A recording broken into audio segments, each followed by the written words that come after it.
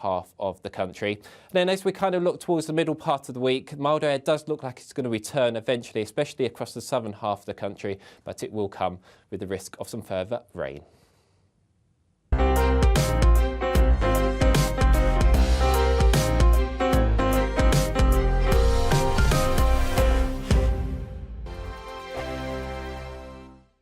I joined GB News because I was sick and tired of not hearing my views being represented, not just mine, but so many people that I knew and spoke to. I just couldn't get my voice out there. I couldn't say anything, I couldn't do anything. Whatever the narrative was, I kind of had to follow it. GB News is there to provide a voice for those who have been ignored by the establishment media. We think different things, we've got a different style. GB News is here to be optimistic and positive about the future. It's real kind of dynamic and flowing, with the audience very much at the heart of it, like a big family. Here at GB News, we talk about the things that matter to you. Hearing the voices from right across our towns and cities, especially our towns. All sides of the argument represented with a heavy dose of opinion. We're on a mission here to make a difference. And the GB News family really is here for you, and whatever time of day you can watch or listen. Britain's watching. Britain's watching. We're proud to be GB News. The People's Channel. Britain's news channel. Hello, I'm Michelle Dewberry, and you can join me every weekday 6 till 7 on Jubes and Kerr. You're an inspiration to us all. Clip that bit up. Well, you are. That's my ringtone. My political ambitions those days are gone, I can tell you. She's only teasing. Go on. He's probably going to want to lay down now. I'll give him 2 minutes to have one. Let's respectfully disagree. That's what we like on Jubes and Kerr. Come and join us. GB News, the People's Channel. Michelle Dewberry, weekday evenings at 6 o'clock. Westminster is going around in ever-decreasing circles, followed by the media. Britain is broken. How on earth did we get into this mess? But more importantly, how do we get out of it? Join me at 7 p.m, Mondays to Thursdays on Farage, here on GB News. We will have open, rational debate. We've got to work out how Britain moves forward from this. Join us here on GB News, the People's Channel. Britain is watching.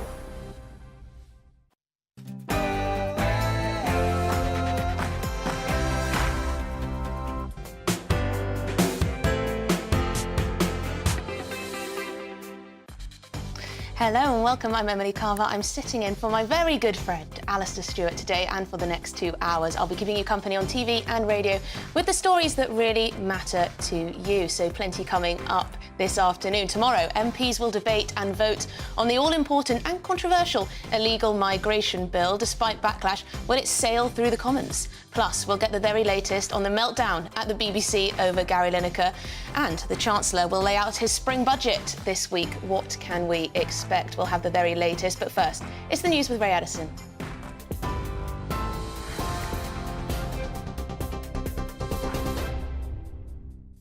Thanks, Emily. Coming up to 1 minute past 1, here's the latest.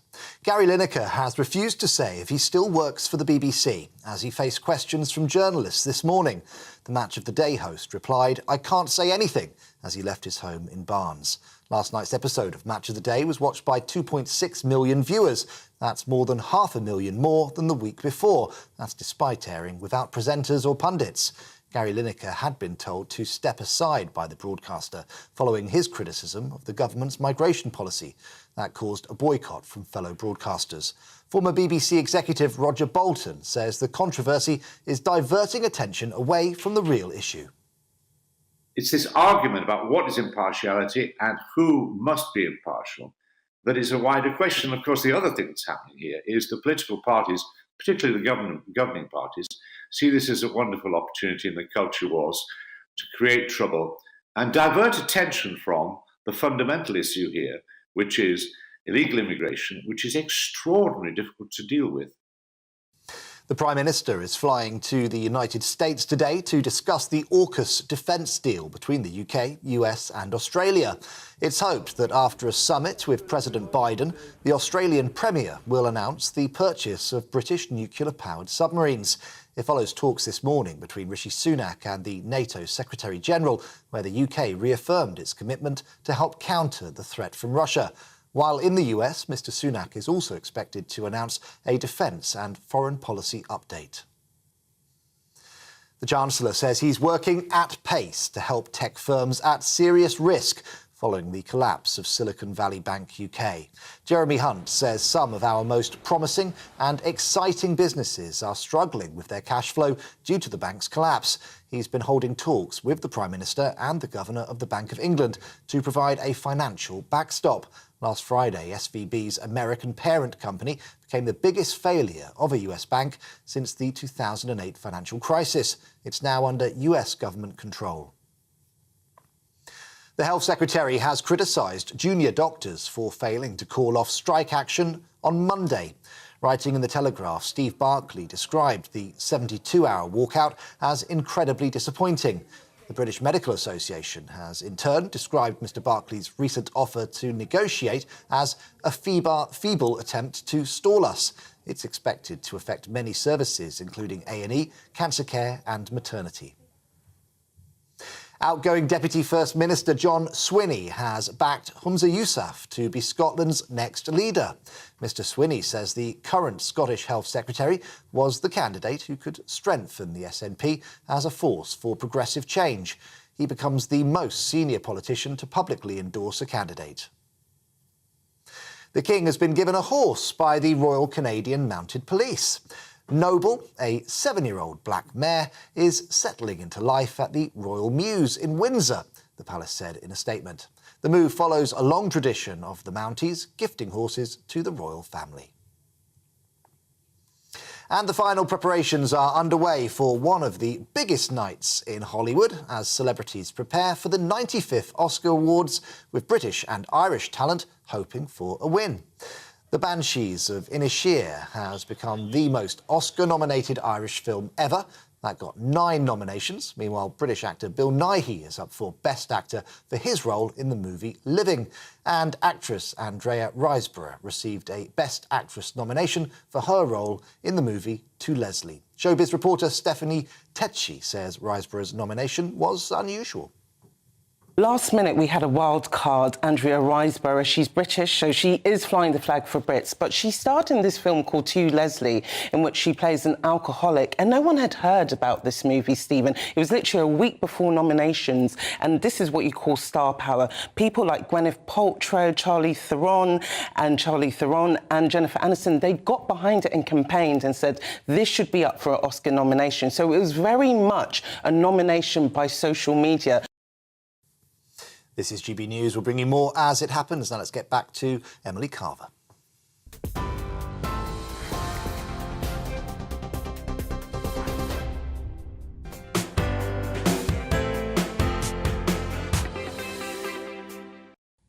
Well, it's all become a bit of a fiasco, hasn't it?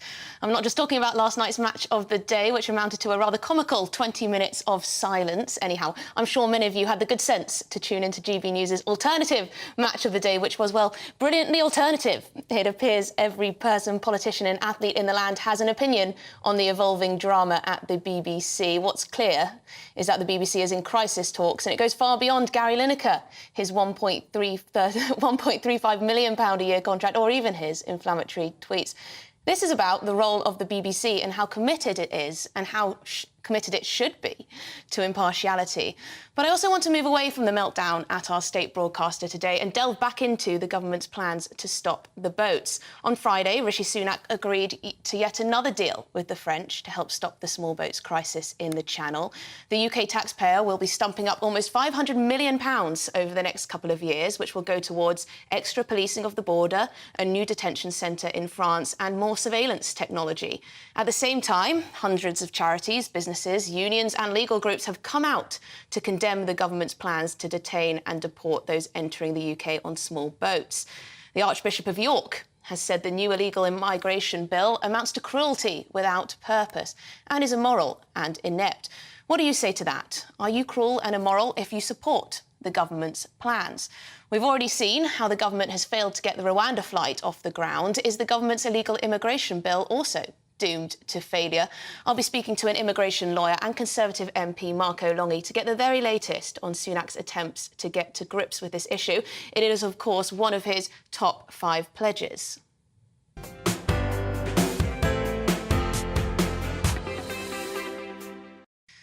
But first, before we get stuck into the illegal immigration bill, let's get the very latest on the meltdown at the BBC. We can now speak to our GB News national reporter, Paul Hawkins, who is standing outside the Broadcasting House in London. So, Paul.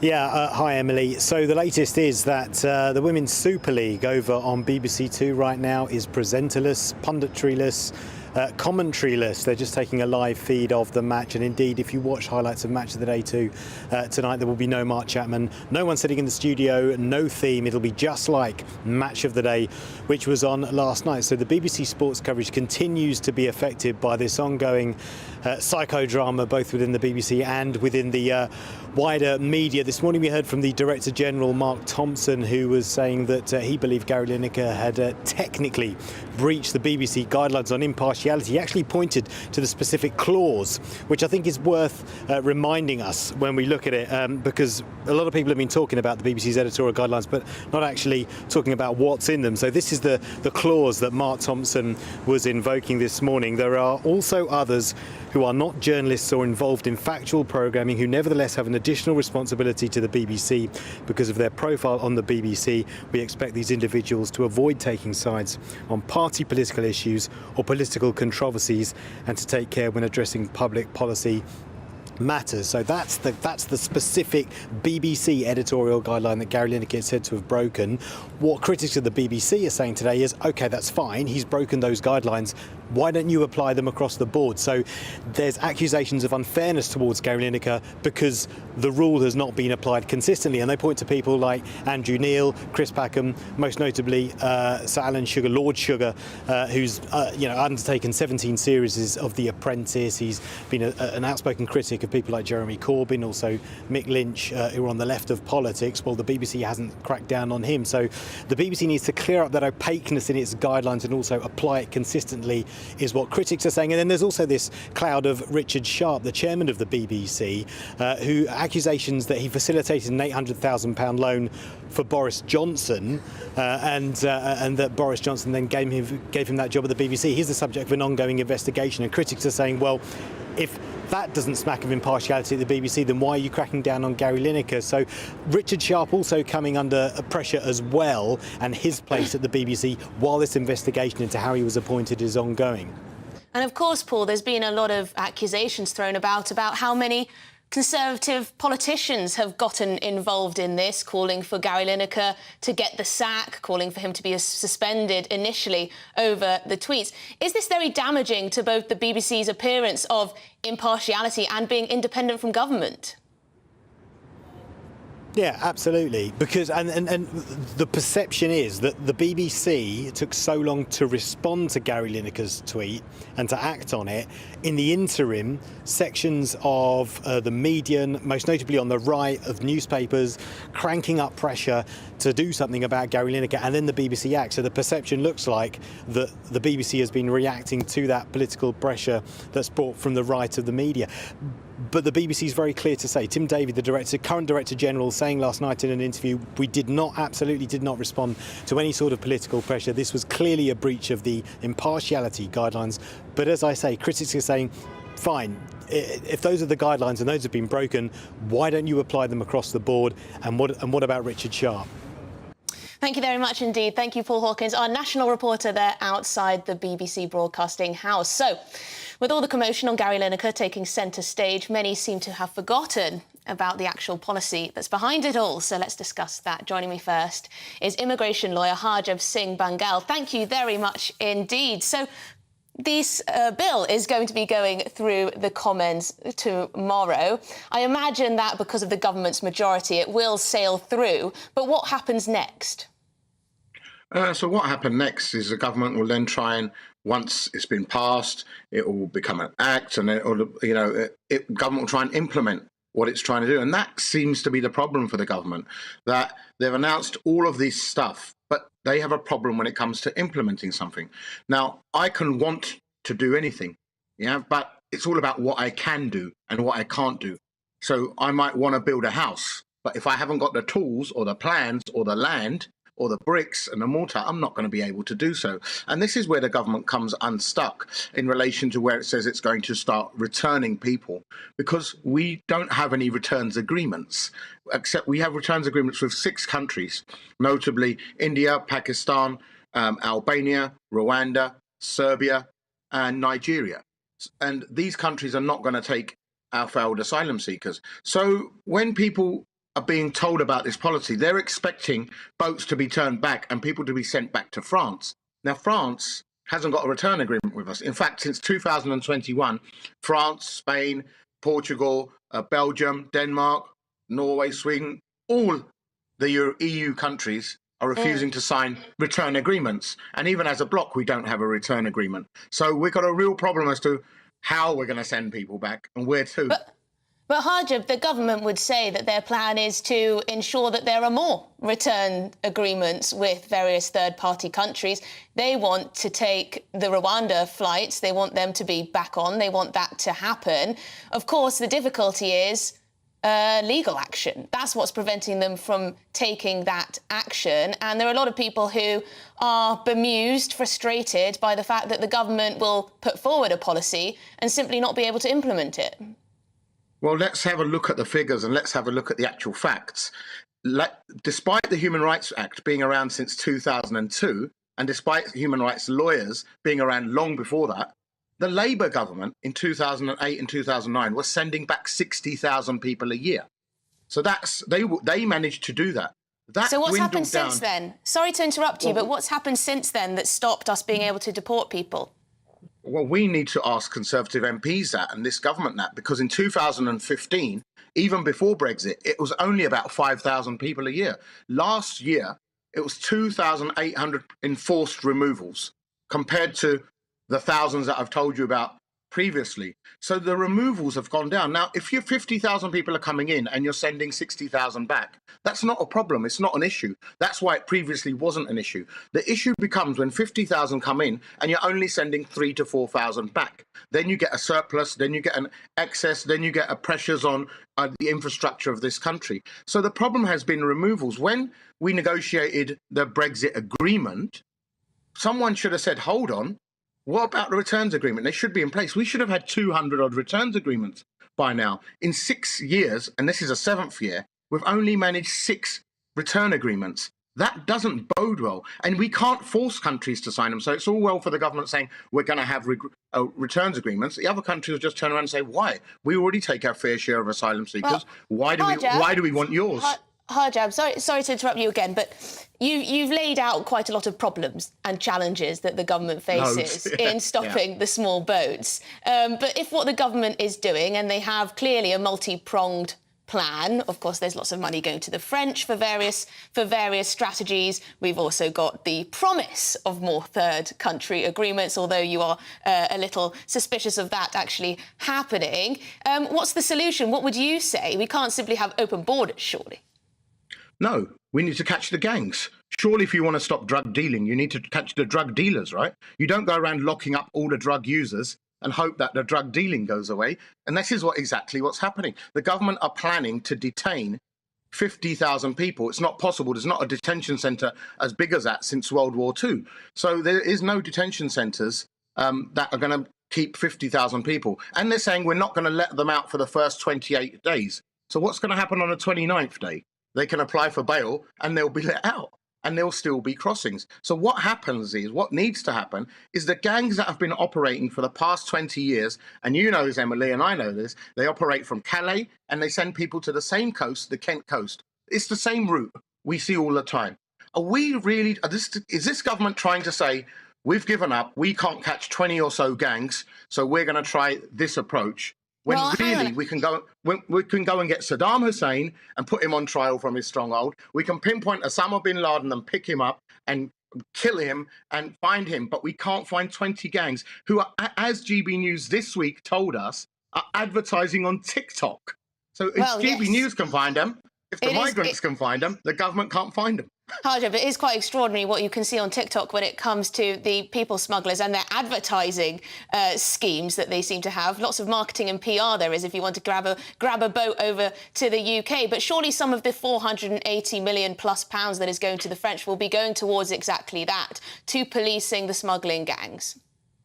Well, this isn't the first time we've paid the French, and it isn't the first time we've paid countries. We've spent 140 million on Rwanda for 200 spaces. That won't even cover the morning's crossings from 9 to 12 on a Sunday. So it's not going to cover a year's crossings. With 500 million. And remember, the French are not really under any sort of obligation. So the French, the mentality will be, well, we take our fair share, and so why shouldn't Britain take their fair share? And the gangs need to be caught by our elite units, because it is a problem for us, because if someone's across the other side of the road and attempting to break into your house, it's your problem. You can't expect your neighbour from across the road to stop that person from crossing the road and trying to come into your house. We have to secure our own borders, and we have to get our elite units on the ground and catch these gangs. When you get the people smugglers, there will be no people smuggling. Because as we've seen, it's a highly smooth operation. And remember, there's more money made in people smuggling than there is in drug smuggling. So this needs to be a priority for the government. Yes, absolutely. Although I imagine that once you get one group of smugglers, another one pops up, because it is extremely lucrative and profitable, it seems. Thank you very much indeed for joining us today on Alastair and Friends with me, Emily Carver. That was Harjob Singh Bangal, immigration lawyer. So now joining me to discuss this, to give a perspective from the government, perhaps, is Marco Longhi, Conservative MP for Dudley North. Thank you very much indeed. You just heard the immigration lawyer there outlining some of the challenges your government is going to face with this bill. Firstly, let's look towards tomorrow. It's going to be a contentious day in the House of Commons looking at this bill, but presumably it will go through pretty pain-free.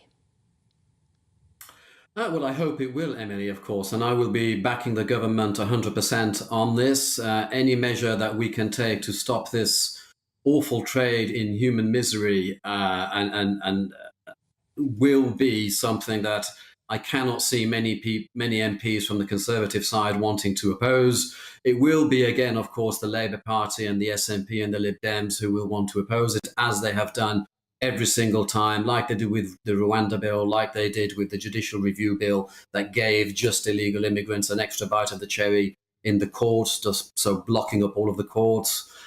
So all of these things will need to be put in place to stop this horrible illegal trade. So I did agree with some of the things that Harjob was mentioning a few moments ago. What I do not agree with him is the fact that he chose to completely ignore the fact that things like the Rwanda bill have a huge deterrence effect.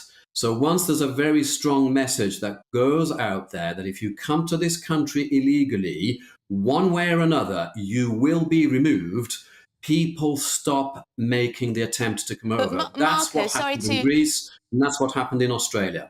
Sorry to interrupt, but the problem is you say that the Rwanda policy would have a deterrent effect, but we haven't seen that because the flight has not been able to take off. I mean, we had the almost farcical situation of a flight almost being taking off, and then legal action prevented it from doing so. So people up and down the country are feeling a bit bemused, a bit frustrated that the government talks a good game, but nothing seems to happen. How will this bill change that? Well, I'm on their side. Let me be absolutely clear about that. I'm in the sort of territory which is seeing is believing, because I've been here before, just as the rest of the country has. So I would be one of those who would like to advocate us coming out of the ECHR altogether, because it is that particular aspect that these lawyers, such as Harjob maybe, keep on using to stop the United Kingdom government from implementing its own legislation. Number 10, Rishi Sunak, he has said that he believes he can do this without exiting the ECHR. Personally, I'd have preferred to have done a copy and paste job and said, let's copy all the good things that the ECHR can do for any country, and then surgically remove those elements that do not work for us, those elements that these lefty lawyers like to abuse, and keep on effectively supporting this illegal trade in human beings. Marco, the problem is, like it or not, there are many people in this country who do think this bill is heartless, cruel, inhumane. They think of potentially unaccompanied children making that perilous journey and then being detained and immediately deported. You've got the Archbishop of York coming out, perhaps predictably, but even so, coming out and saying it's cruelty without purpose. You've got hundreds of charities, unions, legal groups, etc., all saying that this bill is cruel and heartless. What do you say to those people? Because they are, you know, members of the British public, just like Conservative voters may well be. What do you say to them? OK, I'll say two things to them. The first thing, I'll say, come to a constituency just like mine. Come and do a surgery with me, sit next to me and sit in front of the young mum with a couple of kids, probably pregnant, who is having to sofa surf and cannot get any social housing because we are full. There is a reason why we are using hotels, is because all ordinary housing has been taken up. We are full to the hilt. And soon, what are we going to do when we run out of hotels? So that's the first thing. I'd like to, charity begins at home. We need to look after our own people first. The second point is, when we, when you interview people in Calais, they talk about the United Kingdom being El Dorado. We are a huge magnet. If you can remove that magnet, if what you are saying is come to this country illegally, you will be removed, you deter people from taking that dangerous, perilous journey in the first place. We've heard and we've seen about people actually dying, drowning. It's awful in the Channel. I'll tell you what we don't hear about is we don't hear about all the harm and the death people come to just trying to get to Calais in the first place. Just think of people trying to cross halfway across Africa, Eritrea. We don't think of those people who are dying and coming to harm that way. So we need to find solutions in country. We cannot be facilitating people coming to the United Kingdom, because all we're doing is, A, we're aiding and abetting the people smugglers' business model, but then we are actually trying to incentivize people to undertake a very, very perilous journey. So I think it's actually a kind policy to implement the Rwanda plan. It's a kind policy to try and establish something that effectively deters them from coming to harm in the first place. And I'd like to just come back to the point around deterrence. You are right. We've not seen Rwanda implemented to its fullest extent. But when it was announced, and when all of us believed it was going to be implemented, you didn't have a single crossing for the nearly 3 weeks. Nearly 3 weeks. It's when they realized that we couldn't implement it that they started again. So I know it's anecdotal evidence, but it is nonetheless evidence. And it's evidence that's backed up by what we saw in Greece and in Australia. Well, what we do know is that the government certainly needs to get this one right, as Rishi Sunak, of course, has made this my job depends on it. One of his major pledges. So we've got to get this sorted one way or another. Thank you very much indeed, Marco Longy, Conservative MP for Dudley North, joining us this afternoon. You are watching and listening to Alastair, Stewart and Friends with me, Emily Carver. Lots more coming up on today's show. A week is a long time in politics. There's much more to discuss. Rishi Sunak is to visit United States today to discuss the AUKUS defence deal between the UK, US and Australia. Before we get stuck into that, let's get the weather. Hello, I'm Craig Snow and here's your latest forecast on the Met Office. Well, the week ahead does look like it's going to be unsettled across the UK. Risk of some further sleet and snow as well, especially across the northern half of the country during the first part of the week. But for the rest of Sunday, we do actually have mild air across most of the UK. Cold air just holding on across the very far north of the country. But this mild air does come with a lot of rain, and this band of rain will actually move its way northwards as we go through the course of the night, accompanied by some brisk winds, especially across the southern half of the country. Could turn quite windy here for a time as the night goes on. And as that rain bumps up into the colder air across the far north, we will start to see some sleet and snow. But in the south, no problems with temperatures falling not much lower than 10 to 11 degrees in most towns and cities. So Monday across the south, generally going to be a blustery day with some bright spells, but also some outbreaks of rain. But to the north, This band of rain will start to actually sink its way southwards again, turning increasingly to sleet and snow across Scotland and eventually across Northern Ireland and Northern England too. So for this part of the world, we could see some further disruption as we go through the course of tomorrow, courtesy of the snow. But to the south of it, a mild day once again could see highs reaching 14 or 15 degrees. Into the evening, the cold air begins to sink its way a bit further southwards, so risk of some sleet and snow across parts of Wales and eventually into the Midlands too. And overall, a cold and icy night to come across the northern half of the country. To the south of it, the rain will take a little bit longer to clear, so probably no real problems with frost across the southeastern parts of the country as we start Tuesday. But Tuesday generally will be a cold day for all of us. Plenty of bright spells actually to be had, but also the risk of some wintry showers, especially across the northern half of the country. And then as we kind of look towards the middle part of the week, milder air does look like it's going to return eventually, especially across the southern half of the country, but it will come with the risk of some further rain.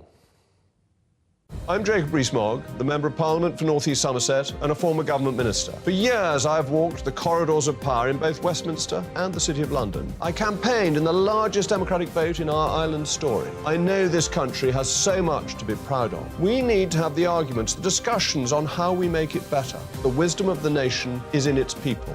Vox Populi, Vox Dei. That's why I'm joining the People's Channel. Join me Monday to Thursday at 8 p.m. on GB News, Britain's news channel.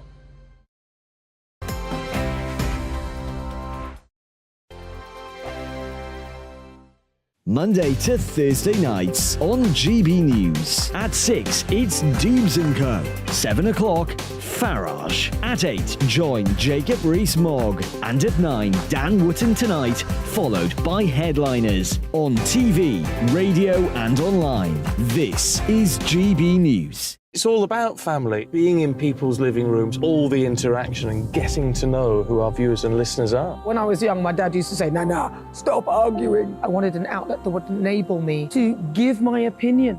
People are going through a really hard time right now, and I know that you don't feel like you're being listened to by the establishment. I came to GB News because it's the People's Channel, and I want the audience to have their say on the events of the day. We're dynamic. We do something different. Democracy shows that the wisdom of the nation is in its people.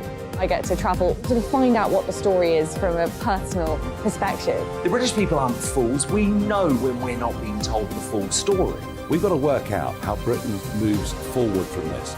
It's the best country in the world. The establishment had their chance. Now we're here to represent your views. Britain's watching. Britain's watching. Britain's watching. We're proud to be GB News. The People's Channel. Britain's news channel. Join me, Patrick Christie's, Monday to Friday, 3 till 6. We tackle the day's news agenda like you've never seen before. It's high tempo, high octane, the most controversial topics, and the best guests. You will not be able to take your eyes and ears off it. I'm not afraid to ask the questions that you really want answered. 3 till 6 p.m, Monday to Friday on GB News, the People's Channel, Britain's news channel. I'm Andrew Doyle. Join me at 7 o'clock every Sunday night for Free Speech Nation, the show where I tackle the week's biggest stories in politics and current affairs with the help of my 2 comedian panellists and a variety of special guests. Free Speech Nation, Sunday nights from 7 on GB News, the People's Channel, Britain's news channel.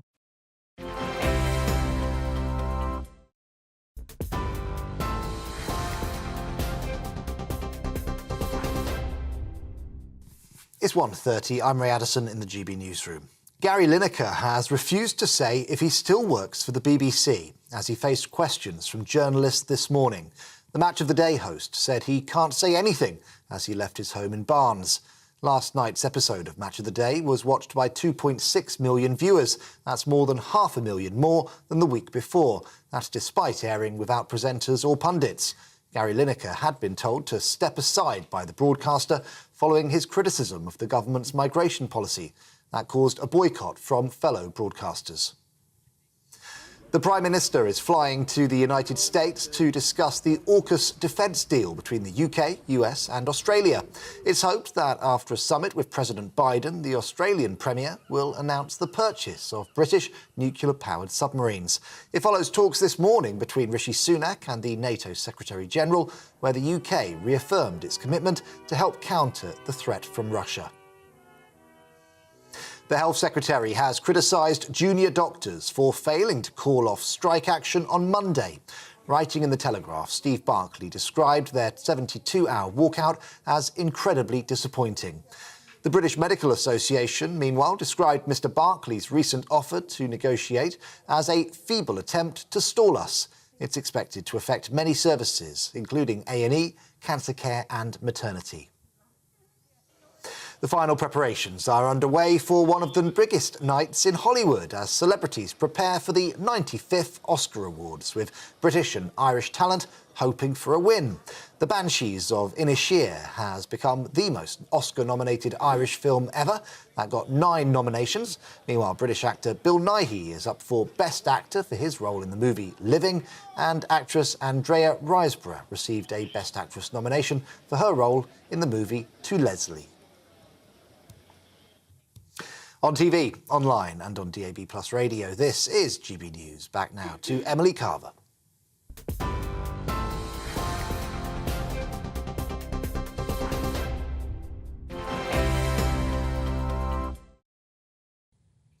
Right, Rishi Sunak is a very busy Prime Minister. He is flying to the United States today to discuss the AUKUS defence deal between the UK, US and Australia.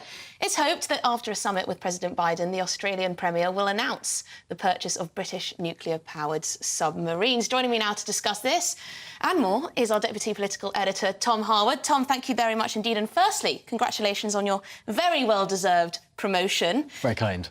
Very kind indeed, and very good indeed. So, firstly, I want to ask, what is Rishi Sunak doing over in the US? It seems he's touting our wares in the way of nuclear-powered submarines. Yes, well, if we remember back to the heady days of September 2021, this new AUKUS pact was announced in a joint statement by Boris Johnson, Joe Biden and the then Australian Prime Minister Scott Morrison. Of course, the figures have changed since then, but the deal is still in place. And for the last year and a half, there have been high-level, intense talks happening in secret between these three countries, working out the details and the terms of this deal. Now, in San Diego tomorrow, Rishi Sunak, Anthony Albanese, the new Australian Prime Minister, and of course Joe Biden will all be meeting to really cross the T's and dot the I's on what the detail of this deal is. It looks likely that first Australia will be delivered US Virginia-class submarines. Now, that would be coming towards the end of this decade. But crucially, the next decade will see specially designed AUKUS-class submarines, British design, American tech, hosted in Australia to really bolster the West's presence in and around the contentious area of the South China Sea. This is the UK, the US and Australia coming together to counterbalance really a more aggressive and assertive China. And the really interesting thing about this is that nuclear-powered submarines, as these submarines are that we're talking about, they can go for an incredible amount of time undetected, without need of supplies or anything else. So it did upset the French a little bit when the Australians ditched their diesel submarines, which of course need to pop up for air all the time and need to be refueled much more regularly. But clearly this is a big step forward in the Western Alliance role in terms of combating China, particularly in the South China Sea. Now, we've only got you for a few minutes, so I want to get your take on what's coming up tomorrow in the House of Commons, and that is the illegal immigration bill. What can we expect? Well, I think we're going to see some pretty forthright views across the House. This is a bill that has sharply divided opinion, from Gary Lineker to Suella Braverman. We've got a range of different opinions in the country, of course. I've picked up, however, that one Theresa May is looking to make a speech, an intervention on this issue tomorrow. So that will be something to keep an eye out. Theresa May... And might that have something to do with the modern slavery element? This is precisely what we are expecting. Theresa May believes a great part of her legacy as Prime Minister is world-leading modern slavery legislation, which, of course, this illegal immigration bill slightly unpicks. If you come to the United Kingdom illegally under the the terms of this bill, you're not granted access to the to that modern slavery system. So potentially we're going to see some pushback from Theresa May tomorrow, but also it will be interesting to hear across the House what various different people say. Ultimately, the Labour Party has a very tricky balancing act here, because they say they want to stop the boats as well. And it's interesting listening to the words of Keir Starmer. He doesn't criticise the intent of the policy. He criticises whether or not it will work. And I think it will be very, very interesting to sort of see how the Labour Party navigate this tricky, I don't know, maze for them, really. Well, it is, isn't it? Yes. Yeah. Well, it seems like Keir Starmer, well, he's trying to play to both sides of his party, isn't he? And, of course, to the public, who he knows he'll be looking at the polling just like Rishi Sunak is and seeing that most people do want the small boats crisis to be dealt with. But then, of course, he's got some people in his party who would like to see more of an open border policy. So we'll see what happens tomorrow, but I'm sure, as you say, there will be lots of very heartfelt speeches, forthright speeches in the Commons tomorrow. So we've got that to look forward to, perhaps. That was our Deputy Political Editor, Tom Harwood, of course. Now, before the break, we updated you on the story of Gary Lineker, and you have been getting in touch. David says Lineker had no qualms in taking the money from Qatar. Good point. I think David's referring to a little bit of hypocrisy there, perhaps. Phil says football does not need highly paid has-beens to discuss. Fans attend matches with no commentary. It is just the media trying to add value. Well, Phil, I'm not sure if you tuned in to GB News' alternative match of the day last night, but it was a hoot. Karen says sports commentators have no place in politics. Well, Gary Lineker certainly thinks he does. Keep your views coming in, and please do subscribe to our YouTube channel. We're at GB News. Now you're watching and listening to Alastair, Stewart and Friends with me, Emily Carver. Plenty more to come this afternoon, including Hollywood's red carpet has been rolled out in preparation for tonight's 95th Academy Awards, but who will win the year's Best Picture? That's next, but first let's take a look at the weather. Hello, I'm Craig Snow, and here's your latest forecast from the Met Office. Well, the week ahead does look like it's going to be unsettled across the UK. Risk of some further sleet and snow as well, especially across the northern half of the country during the first part of the week. But for the rest of Sunday, we do actually have mild air across most of the UK. Cold air just holding on across the very far north of the country. But this mild air does come with a lot of rain, and this band of rain will actually move its way northwards as we go through the course of the night, accompanied by some brisk winds, especially across the southern half of the country. Could turn quite windy here for a time as the night goes on. And as that rain bumps up into the colder air across the far north, we will start to see some sleet and snow. But in the south, no problems with temperatures falling not much lower than 10 to 11 degrees in most towns and cities. So Monday across the south, generally going to be a blustery day with some bright spells, but also some outbreaks of rain. But to the north, this band of rain will start to actually sink its way southwards again, turning increasingly to sleet and snow across Scotland and eventually across Northern Ireland and Northern England too. So for this part of the world, we could see some further disruption as we go through the course of tomorrow, courtesy of the snow. But to the south of it, a mild day once again could see highs reaching 14 or 15 degrees. Into the evening, the cold air begins to sink its way a bit further southwards, so risk of some sleet and snow across parts of Wales and eventually into the Midlands too. And overall, a cold and icy night to come across the northern half of the country. To the south of it, the rain will take a little bit longer to clear, so probably no real problems with frost across the southeastern parts of the country as we start Tuesday. But Tuesday generally will be a cold day for all of us. Plenty of bright spells actually to be had, but also the risk of some wintry showers, especially across the northern half of the country. And then as we kind of look towards the middle part of the week, milder air does look like it's going to return eventually, especially across the southern half of the country, but it will come with the risk of some further rain.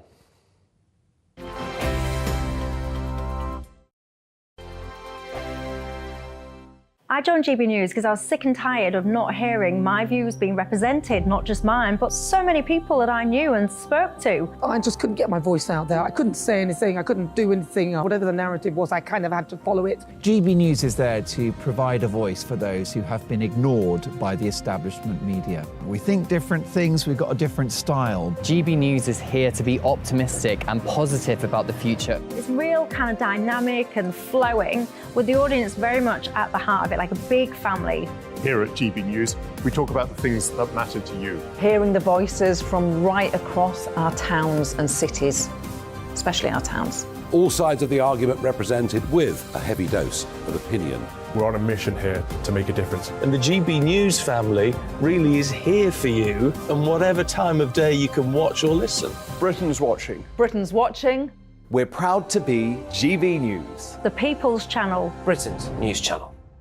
Hello, I'm Michelle Dewberry, and you can join me every weekday 6 till 7 on Jubes and Kerr. You're an inspiration to us all. Click that bit up. Well, you are. That's my ringtone. My political ambitions those days are gone, I can tell you. She's only teasing. Go on. He's probably going to want to lay down now. I'll give him 2 minutes to have one. Let's respectfully disagree. That's what we like on Jubes and Kerr. Come and join us. GB News, The People's Channel.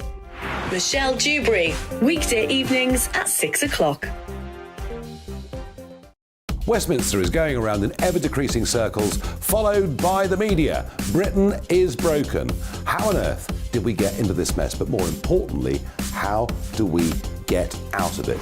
Join me at 7 p.m, Mondays to Thursdays on Farage, here on GB News. We will have open, rational debate. We've got to work out how Britain moves forward from this. Join us here on GB News, the People's Channel. Britain is watching.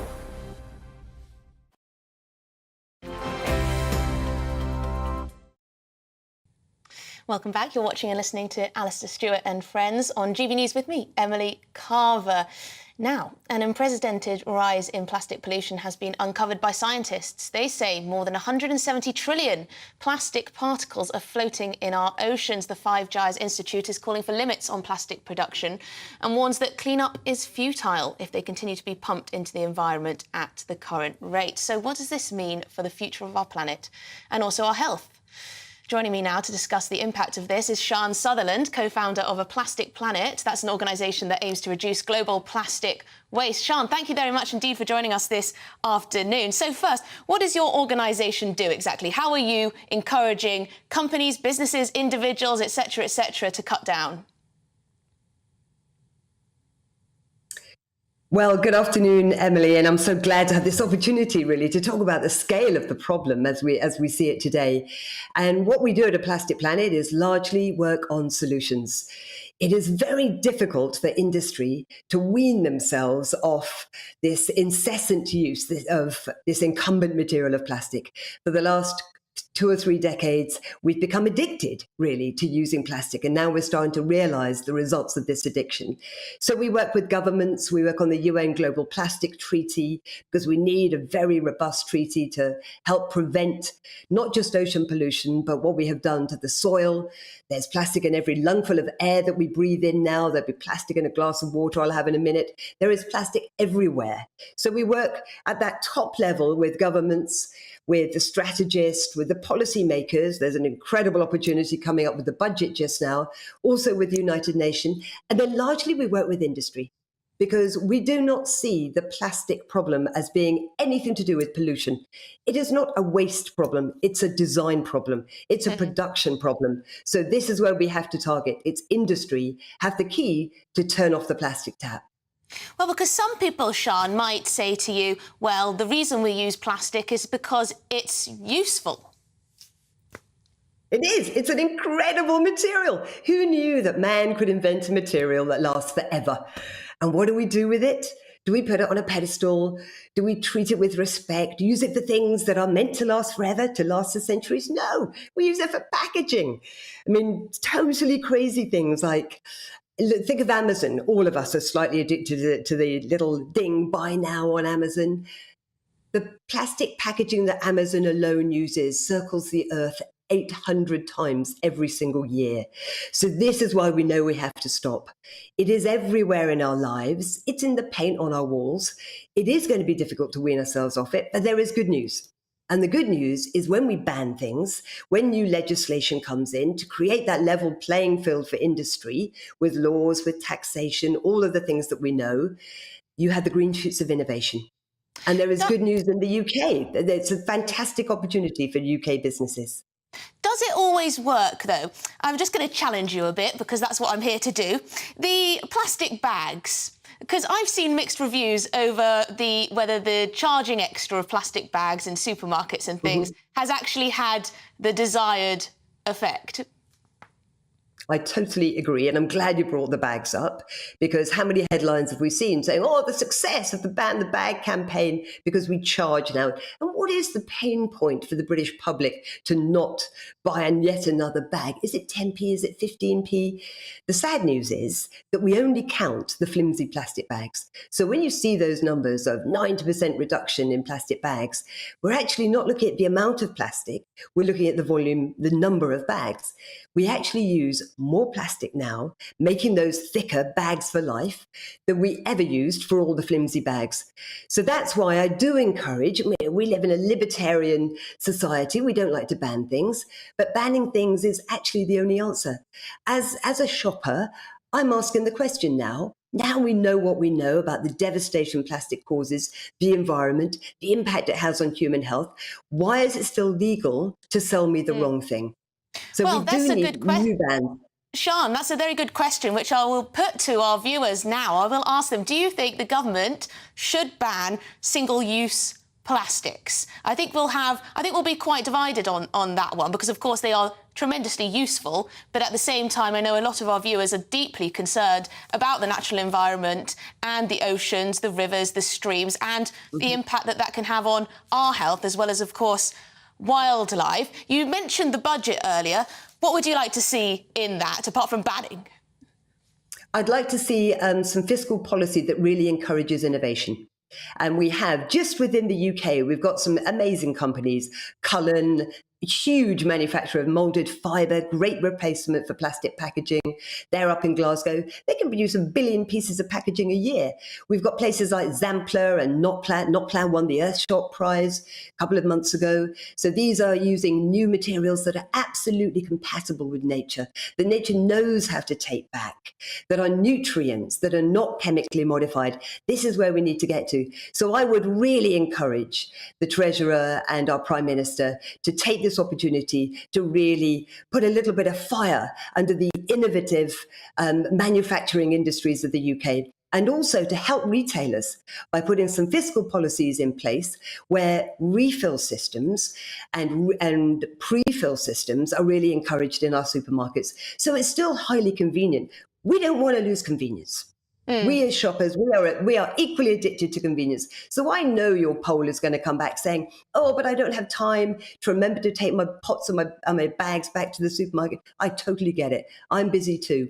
But there are new refill systems of the future that are equally convenient, where things are already pre-filled, but it's permanent packaging. We have to question ourselves. Why do we have so much waste? Well, what are we going to do with all this waste? I think I, like many of our viewers, I'm sure, feel a little pang of guilt every time a massive Amazon package arrives at our door with a very small item in it and all of the waste that comes with that. Thank you very much indeed for joining us this afternoon. You are a ray of sunshine, co-founder of A Plastic Planet, Sian Sutherland. Thank you very much indeed. Now, moving on to something ever so slightly different. Tonight is the night in Hollywood. It's the Oscars. The 95th Academy Awards are only a matter of hours away, a year after the infamous Will Smith slap. Do you remember that? But will this year's star-studded awards ceremony go off without a scrap? Joining me now to tell us more is entertainment reporter Hayley Palmer. Hayley, what have we got to look out for? Is there going to be some drama? Wow, let's see what's going to happen. I mean, who could have predicted what happened last year, Emily? But, I mean, it was obviously a lot of drama, the Will Smith thing, like you say. I do think Jimmy Kimmel, the host, probably will make reference to that. But will there be any excitement and any drama? I don't know. We're going to have to watch and tune in.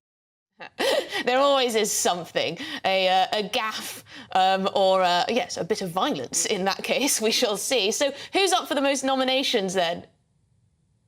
Well, the film that's up for the most nominations is called Everything Everywhere All at Once. This is like the darling of the Oscars.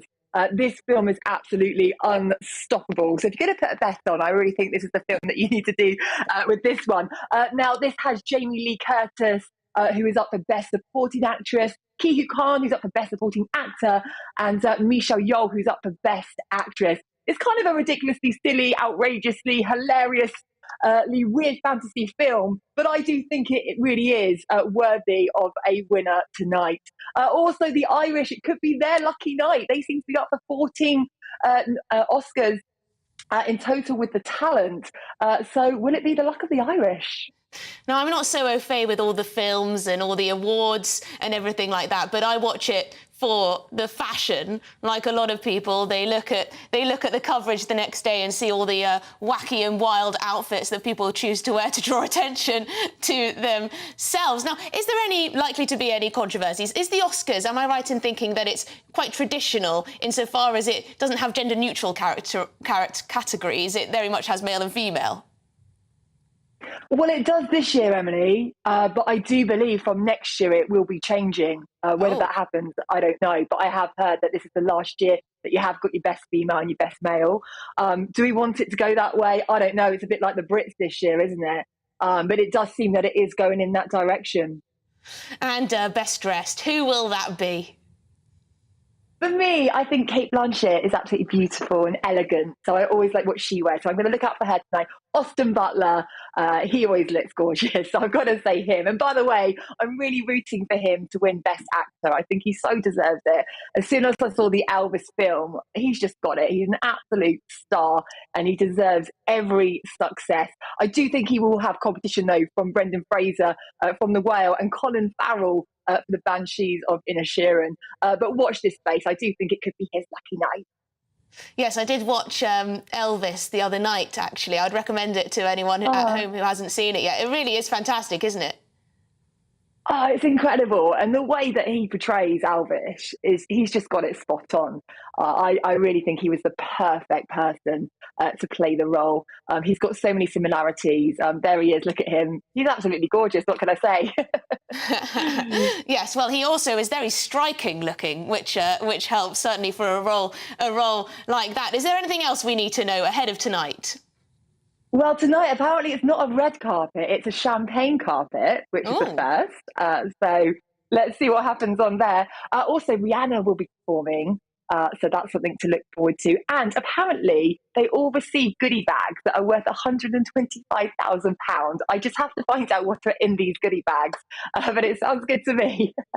Oh, my goodness me. It's probably a trip to some fabulous island somewhere. Wasn't it at one of these awards they gave away pieces of land or like little islands or something like that to people who attended? Yeah, I mean, anything goes. But I do think it's a bit of a bonus, isn't it, to turn up for the goodie bag, of course. Oh, she's gone. Hayley Palmer is gone mid-flow. No worries at all. We're going to go to some emails. We've got some emails coming up. We're also going to be talking about the budget later. So now earlier in the show we were discussing Gary Lineker's suspension and the government's illegal migration bill. Lots of you have been getting in touch on that. It really is getting you going. David says, as many have been saying for ages, get the gangs, not the individuals. We need ruthless pursuit and serious penalties. Now that was what our migration lawyer was saying at the start. It's all well and good having this bill, but it may be unworkable and we need to tackle the smugglers where they are. Brian says, I find the BBC's reaction to Gary Lineker's comments a little bit hypocritical when the chairman of the BBC is alleged to have facilitated a loan for Boris Johnson and nothing was done. Yes, it seems to me that the BBC desperately needs to decide what its impartiality rules are and then needs to apply them even-handedly. I think that's for sure. Peter says, we are often told or informed by some people that the illegal migration bill is not right. However, the majority of this country voted to come out of the EU and to take back control of our borders, and the majority count.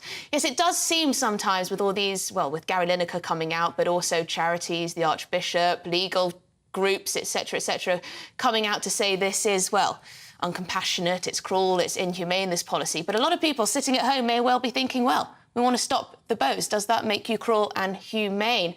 You're watching and listening to Alastair Stewart and friends. Lots more coming up on the show this afternoon, including the Chancellor Jeremy Hunt is set to lay out his spring budget to the House of Commons this week. We'll be discussing that and more. But first, let's have a look at the weather.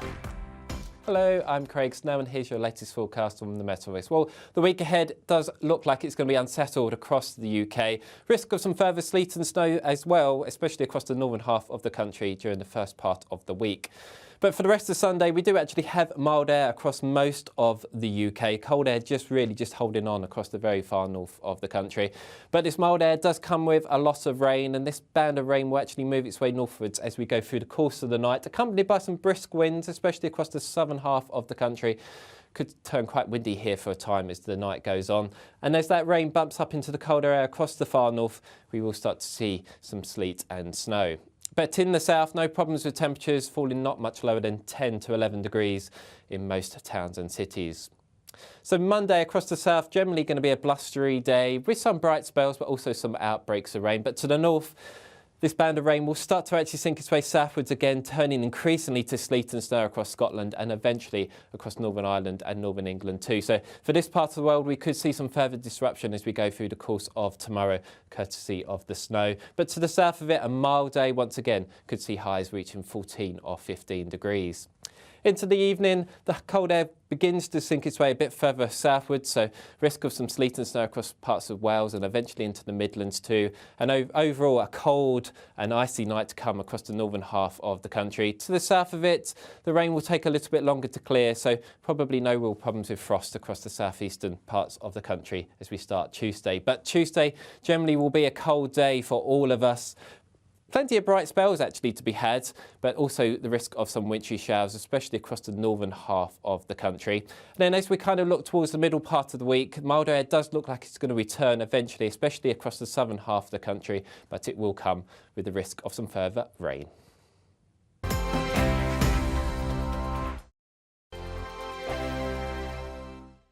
First and foremost, I am a GB News fan, and I was before I was working here. Just love the fact that we're asking the questions that a lot of establishment media won't ask. With a bit of a twist, we not only want to inform you, but we want to keep you entertained. It's worth the drive because you get in and the team's all ready and waiting, they're itching to go, and it's a proper little family. GB News is the People's Channel. It's the audience that makes the programme sing. We're giving our viewers and our listeners a voice. I see the thousands of your letters, tweets, emails, you name it, coming in. Britain is broken.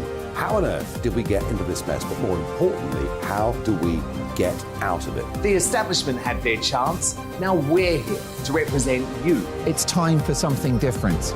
It's time for GB News. I'm very patriotic. I believe in Britain. Our best days lie ahead. Britain's watching. Britain's watching. Join us here on GB News. The People's Channel. Britain's news channel. Monday to Thursday, 9 p.m. till 11 p.m. Join me, Dan Wootton. I'll bring you the sharpest takes and hottest debates. Do you not believe in prison? I don't believe in prisons. I'm completely stunned. I guarantee you there'll be no spin, no bias, no censorship. I actually was personally quite offended by it. And no reason to go to bed. So I guess they've always been quite woke. That's Dan Wootton tonight on TV, radio and online. Monday to Thursday from 9 p.m. till 11 p.m. on GB News. The People's Channel, Britain's news channel. I'm Simon Evans. Join me on GB News for Headliners at 11 p.m. What's the scoop? I'll be joined by two of the country's top comedians. That's right. As we take a look at tomorrow's newspapers tonight. We're going to get into trouble. If it's a big story, we'll be covering it. Spill some tea on him. There we go. But we'll also have some fun. I wouldn't stick up a bank. My father didn't love me. So anyway. Headliners every night from 11 on GB News, the People's Channel, Britain's news channel.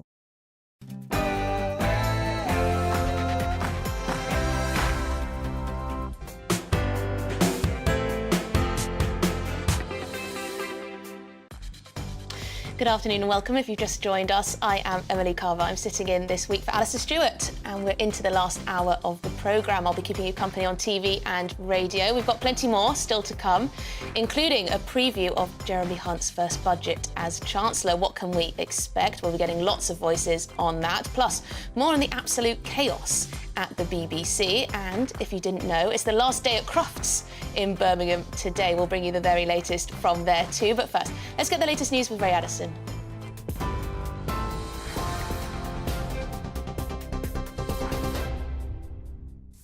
Thanks, Emily. It's 2 o'clock. Here's the latest. Gary Lineker has refused to confirm if he still works for the BBC as he faced questions from journalists this morning.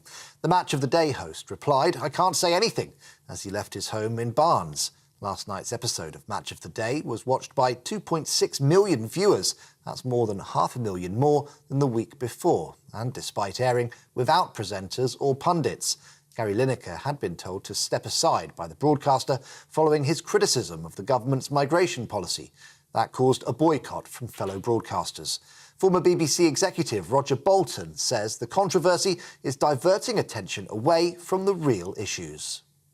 It's this argument about what is impartiality and who must be impartial that is a wider question. Of course, the other thing that's happening here is the political parties, particularly the governing parties, see this as a wonderful opportunity in the culture wars to create trouble and divert attention from the fundamental issue here, which is illegal immigration, which is extraordinarily difficult to deal with.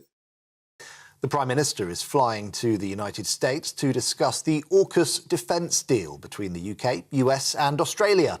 It's hoped that after a summit with President Biden, the Australian Premier will announce the purchase of British nuclear-powered submarines. It follows talks this morning between Rishi Sunak and the NATO Secretary-General, where the UK reaffirmed its commitment to help counter the threat from Russia.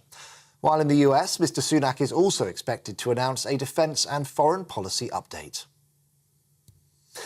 Well, the Prime Minister says he recognises the anxiety caused over the collapse of Silicon Valley Bank, but the government is working to find a solution to secure customers' liquidity and cash flow.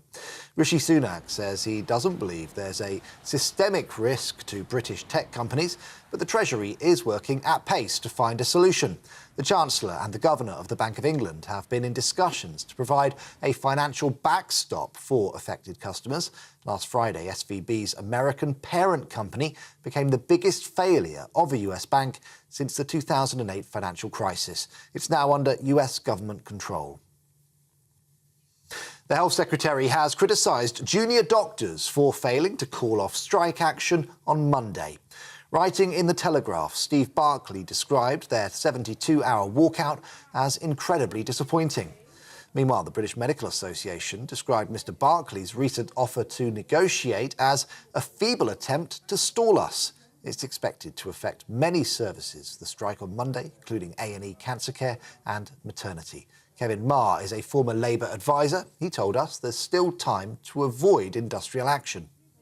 There's a very, very small window to try and avert what's going to be a catastrophic stoppage for the NHS. You know, 500,000 appointments cancelled. I mean, that's the implications for patient safety are pretty profound, and that won't be lost, to be fair, either in government or by the junior doctors. And I suspect if Steve Barclay comes forward with some sort of sincere and meaningful proposal that they may curtail this strike early.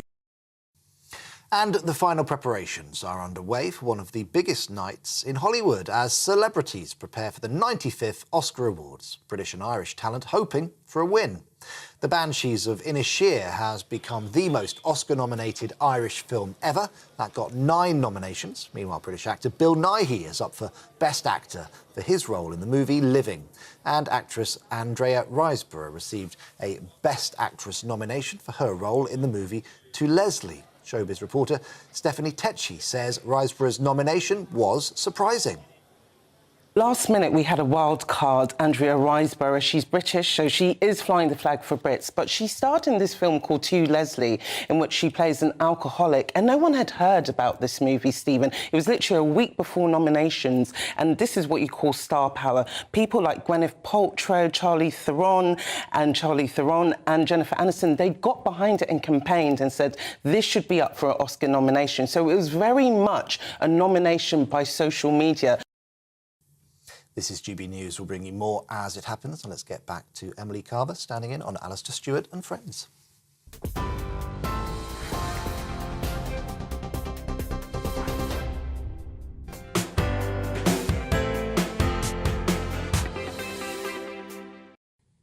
Yes, as you just heard, Rishi Sunak is flying to the US today to discuss the AUKUS defence deal between the UK, US and Australia. I have Tom Harwood with me in the studio, our deputy political editor, to talk us through what are the key things we need to look out for in this trip. Yeah, it's a really whistle-stop tour. The Prime Minister is flying over there as we speak. He'll be there in San Diego for one day before flying back halfway around the world. But it's important that this is on the west coast of the United States. He does work hard, I'll give it to him. He's done a lot of international travel in the last couple of days. Of course, it was only on Friday that he was meeting President Macron in Paris. But he will be meeting Anthony Albanese, the Australian Prime Minister, and, of course, Joe Biden to finalise the details of the AUKUS pact. Now, AUKUS, which stands for Australia, UK, US, is a defence pact really revolving around nuclear submarines. It was agreed back in September 2021, but the details have been being threshed out behind closed doors in highly secretive discussions between the UK, the US and Australia for the last 1.5 years.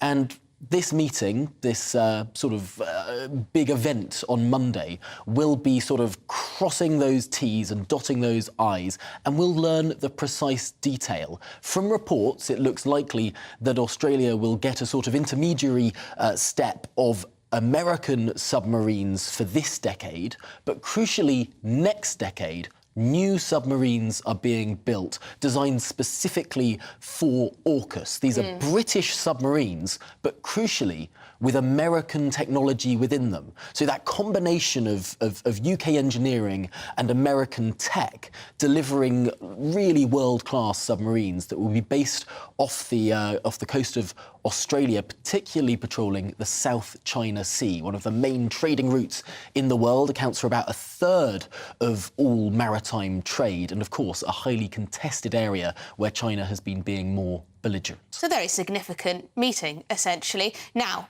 we have the illegal migration bill going through tomorrow, going through the House of Commons, but I want to talk to you about what else is happening next week, and that is, of course, the spring budget. Yes, big news, where, of course, we're going to be hearing whether or not the Chancellor has found any rabbits down at the bottom of his hat, because all of the mood music that we've been hearing from the government is don't expect any big giveaways, we are stabilising the ship, we're not going to cut your taxes, and it is interesting looking at the sort of things that we do know going into this. It is expected that corporation tax is going to rise from 19 to 25%. That has been legislated for. But interestingly, the Chancellor, when he was speaking to Esther and Phil on GB News yesterday, hinted that there may well be some tweaks to how corporation tax works. And I think one thing to look out for is what's called full expensing, whereby companies may well be able to write off or reduce their tax bill by investing. It's the way that the super deduction works right now. But of course, that is due to end, and it could well be a pretty. So these businesses may not actually feel the full pain, essentially. Exactly, It's going to... provided that they invest in the United Kingdom. That's sort of one way to potentially, if the hints that the Chancellor was giving yesterday on GB News, if they come into fruition, potentially it won't be as damaging as people were thinking if companies can reduce their own tax bills by investing in this country. Well, there you go. We're going to be talking more about the budget in just one moment, but thank you very much indeed, Tom Harwood, our Deputy Political Editor there. Now, as I said, I want to look ahead to the next week's budget. It's worth remembering first that, of course, the Conservatives were elected on a manifesto not to raise taxes. In reality, they've done the reverse. As GB News Camilla Tominey pointed out, tax as a percentage of national income is on track to reach 37% by the late 2020s, the highest on record. So will the Chancellor continue to claim there's no room for tax cuts? Will he produce instead something of a steady-as-he-goes budget? What is clear is that he wants to get people back into work. Next week, we could see considerable change to the way the benefits system works. We could see announcements of more skills training. We could see a much-needed shake-up of childcare. As it stands, though, unemployment is still at an historic low. For those watching, you can see there. But the number of people out of work due to long-term sickness has risen by a shocking 363,000 since the pandemic. As you can see, it's absolutely, well, gone up extraordinarily high since the pandemic started. So the puzzle for the Chancellor is how to get more of these people back into work. What do you think would encourage people to get back into the workplace? If you're out of work yourself, what would make you head back to the grind? Do we need a bit of a carrot and stick approach from the Chancellor? Also, there's the small matter of energy bills to contend with too. I'll be getting the expert opinion from the Taxpayers Alliance. Malcolm Grimston from Imperial College will also be talking to us, and Stewart Lewis, who is the Chief Executive of Restless, an organisation which, among other things, helps over 50s get back into work. So joining me first to discuss this is Joe Venture from the Taxpayers Alliance. Thank you very much indeed. It seems as though there aren't going to be any great giveaways in this budget. It's going to be a bit steady as it goes. But as Tom Harwood was saying, he thinks there might be a little bit of a rabbit coming out of the hat when it comes to that corporation tax rise. Yes, thank you for having me on, Emily. It does seem that way. I mean, unfortunately, the headline rate of corporation tax raise that we're looking at does appear to be highly damaging. We've run it through our dynamic tax model, which actually has a look at what the effects of those tax rises will be after a decade. And what we found is that we're set to lose about £30 billion of GDP, about £12 billion of investment. And, you know, we've seen the proof in the pudding with companies like AstraZeneca now overlooking the UK as a place to invest because of a discouraging tax regime. So I think even with the sort of crimping around the edges with things like the super deduction, this is currently an unsustainable environment for businesses to look at to invest. And I think the Chancellor really has missed a trick by not reversing the 25% raise that we're going to see. And what about getting people back into work? I showed a graph just then which shows that there are 363,000 more people. We can put it up on the screen now for those at home. 363,000 more people off work, economically inactive, as they say, due to long-term sickness. The Chancellor wants to get them back to work. Joe, how do you think he should go about that? Well, I think there's a number of sides to this picture. I mean, when we look at things like fiscal drag, this is when the income tax thresholds and the national insurance thresholds on workers have been frozen by the Chancellor. And this means that, people are brought into those higher tax brackets and are paying more due to inflation. I think there are massive disincentives to working at the moment. And it just seems like the system is completely imbalanced. I mean, if we look at universal credit, if we look at pensions, both of those things are set to raise by inflation, but those tax thresholds aren't. And it just seems like a completely unfair levy to stick on working people. And I think those kinds of incentives drive people away from the workforce. And I think we need to look at reversing that. And presumably, the more people who are back into work, the more tax the Chancellor has, and the more likely it is that he will be able to afford tax cuts for working people down the line. Now, there's been a lot of talk in the last couple of weeks, hasn't there, about how the Chancellor has potentially more fiscal headroom than we thought. That's because he's had more tax revenue than was predicted. Of course, we're still going to be borrowing, but do you think that money should go to funding tax cuts, or should it be going back into public services? Because, we've got this issue with long-term sickness. Surely the NHS needs to be funded a bit more before we give middle-class people tax cuts. Well, I think tax cuts would be good for us all, Emily. I mean, as we mentioned at the start there, the tax burden is at a 70-year high. We're seeing slow growth across the board and a cost of living crisis. I think absolutely the wise thing to do would be to use that headroom to give businesses, to give British taxpayers some much-needed breathing room, and to ultimately grow the economy. Let's grow the pie. Let's grow our way out of this crisis instead of simply battening down the hatches and hoping for the best.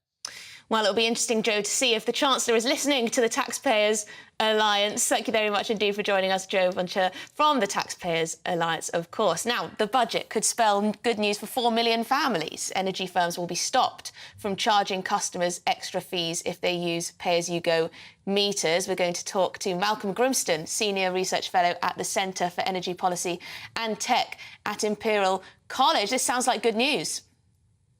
Yes, indeed. The international gas price has been shooting down over the recent months, which does mean that the government is not having to subsidise to the same extent the gas bills and electricity bills as it was before. And that means there is now a little bit of room if the Chancellor wants to retain the current level of an average £2,500 bill. The idea was that at the end of this month it was going to go up to £3,000, but he has got space now, and my guess would be probably he's going to retain it at £2,500. Still a lot of money, but a bit of help through a difficult time. But in terms of these pay-as-you-go meters, there's been a lot of, outrage at the fact that some energy firms are charging customers extra fees if they have this type of payment meter. the Chancellor is reportedly going to essentially ban these energy firms from doing this kind of thing. What do you make of that?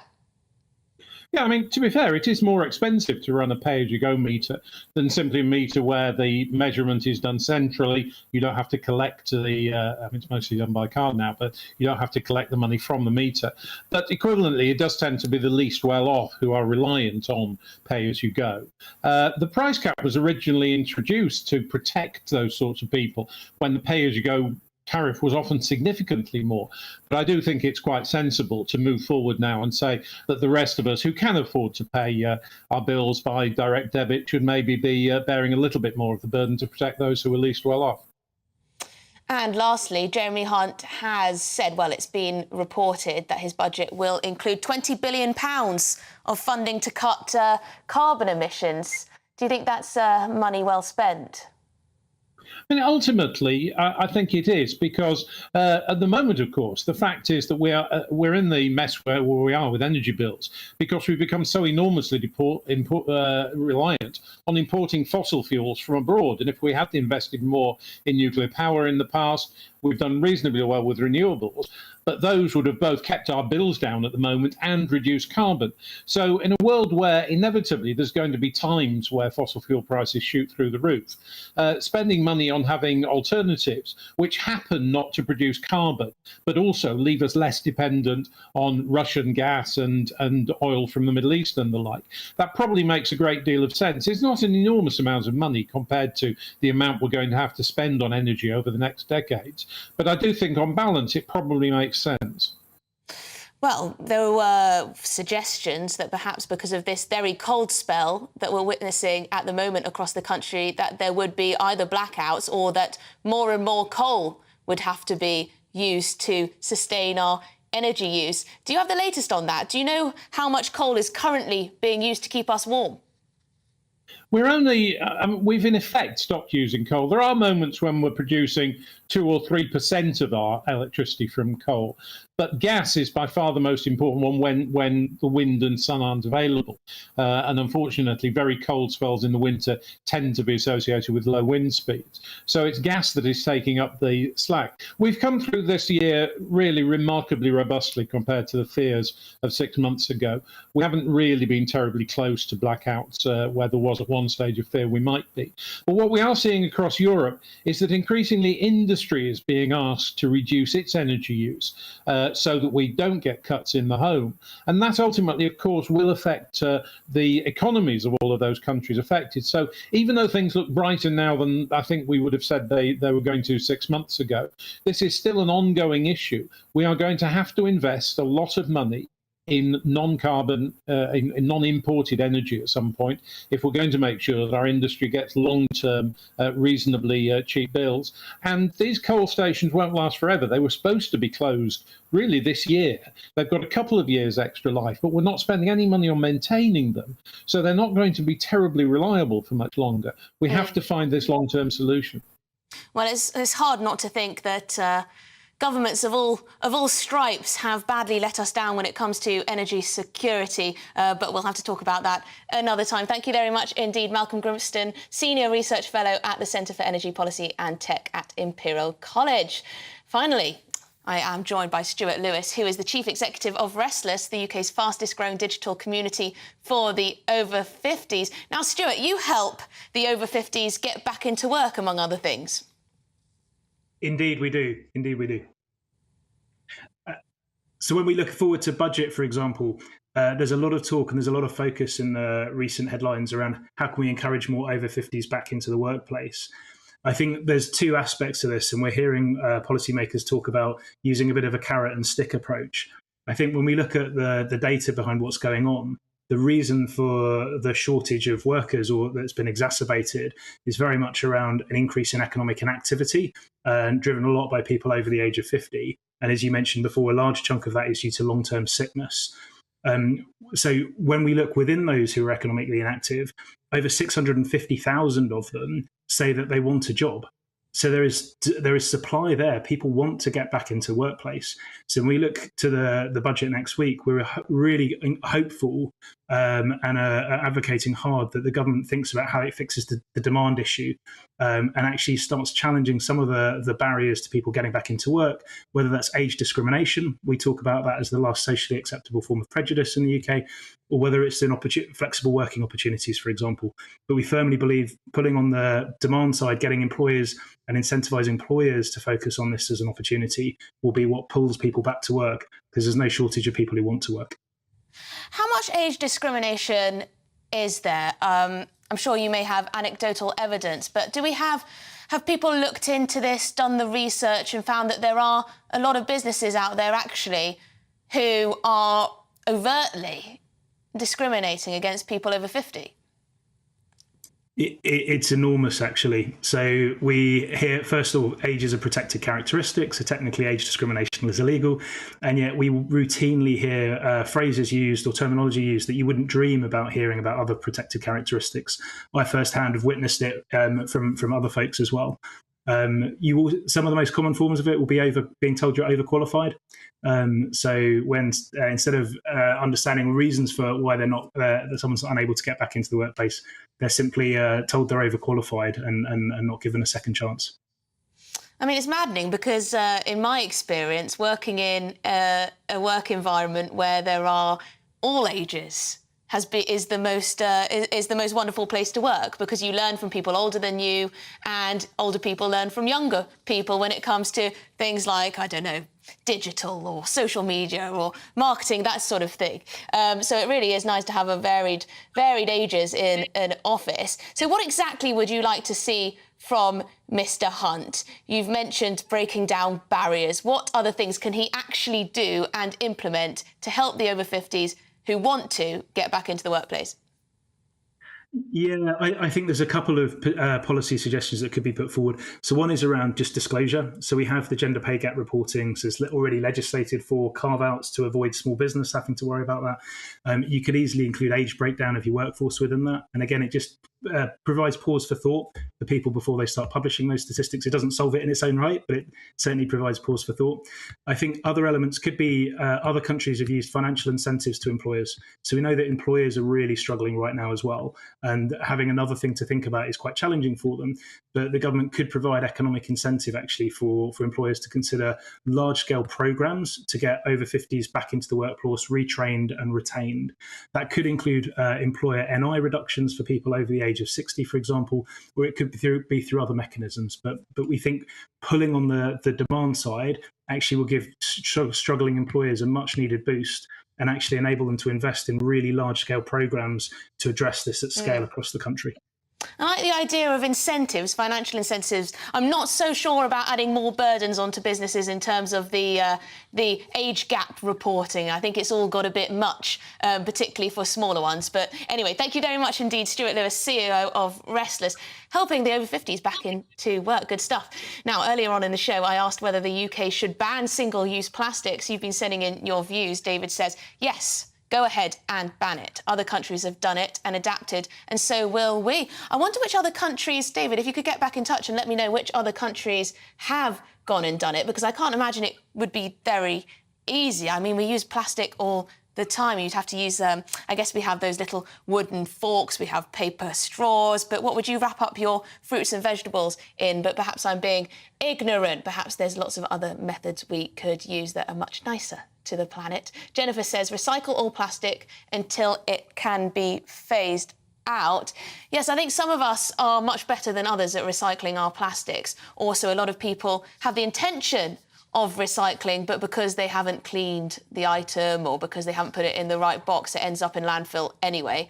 Leslie says, ban single-use plastics with immediate effect. Well, there you go, strong stuff. Most people want to ban single-use plastics, it seems. I mean, they are really, really quite damaging for the environment, of course. Max says, I'd be more than happy to ban single-use plastics with immediate effect. They've been a problem for decades, and still we have plastic bags, bottles and containers, wrapping, ban all plastics now ban all plastics. See, this I can't get behind because plastic is rather useful. I mean, we've got a lot of plastic here, I must admit, to keep this show on the road. But perhaps someone else can come back and refute me on that. Keep your views coming in and do subscribe to our YouTube channel while you're at it. Now, we've got plenty more to come this afternoon on Alastair, Stewart and Friends. With me, Emily Carver, after the break. The row between Gary Lineker and the BBC continues after the presenter was told to step back from presenting Match of the Day last night. It was 20 minutes of silence. Many other sports broadcasters boycotted their programmes in solidarity. We'll have the very latest, but first let's take a quick look at the weather. Hello, I'm Craig Snow and here's your latest forecast on the Meteorist. Well, the week ahead does look like it's going to be unsettled across the UK. Risk of some further sleet and snow as well, especially across the northern half of the country during the first part of the week. But for the rest of Sunday, we do actually have mild air across most of the UK. Cold air just holding on across the very far north of the country. But this mild air does come with a lot of rain, and this band of rain will actually move its way northwards as we go through the course of the night, accompanied by some brisk winds, especially across the southern half of the country. Could turn quite windy here for a time as the night goes on. And as that rain bumps up into the colder air across the far north, we will start to see some sleet and snow. But in the south, no problems with temperatures falling not much lower than 10 to 11 degrees in most towns and cities. So Monday across the south, generally going to be a blustery day with some bright spells, but also some outbreaks of rain. But to the north, this band of rain will start to actually sink its way southwards again, turning increasingly to sleet and snow across Scotland and eventually across Northern Ireland and Northern England too. So for this part of the world, we could see some further disruption as we go through the course of tomorrow, courtesy of the snow. But to the south of it, a mild day once again could see highs reaching 14 or 15 degrees. Into the evening, the cold air begins to sink its way a bit further southwards, so risk of some sleet and snow across parts of Wales and eventually into the Midlands too. And overall, a cold and icy night to come across the northern half of the country. To the south of it, the rain will take a little bit longer to clear, so probably no real problems with frost across the southeastern parts of the country as we start Tuesday. But Tuesday generally will be a cold day for all of us. Plenty of bright spells actually to be had, but also the risk of some wintry showers, especially across the northern half of the country. And then as we kind of look towards the middle part of the week, milder air does look like it's going to return eventually, especially across the southern half of the country, but it will come with the risk of some further rain.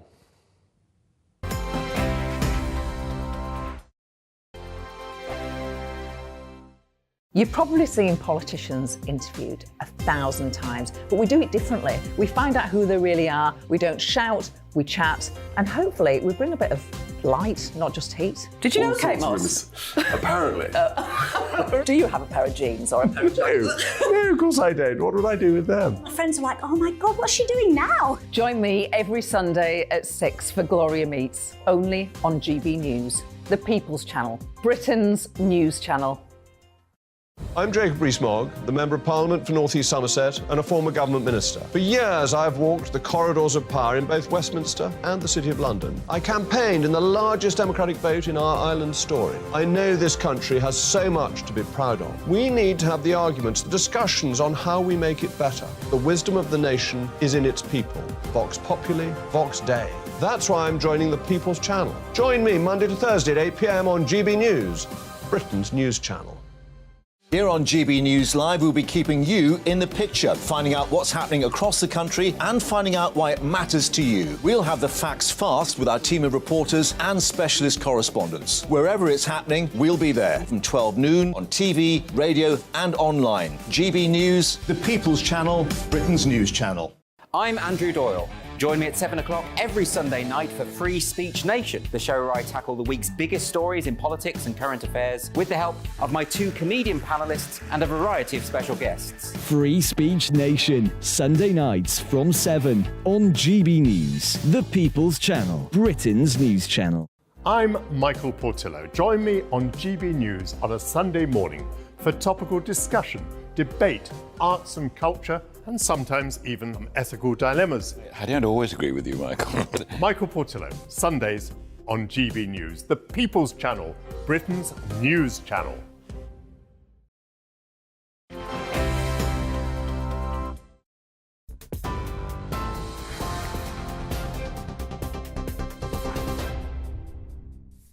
It's 2:30. I'm Ray Addison with the latest from the GB newsroom. Gary Lineker has refused to say if he still works for the BBC as he faced questions from journalists this morning. The Match of the Day host replied, "I can't say anything," as he left his home in Barnes. However, his son has tweeted that he's proud of his father and that he shouldn't need to apologise for being a good person. Last night's episode of Match of the Day was watched by 2.6 million viewers. That's more than 500,000 more than the week before, and despite airing without presenters or pundits. The Prime Minister is flying to the United States to discuss the AUKUS defence deal between the UK, US and Australia.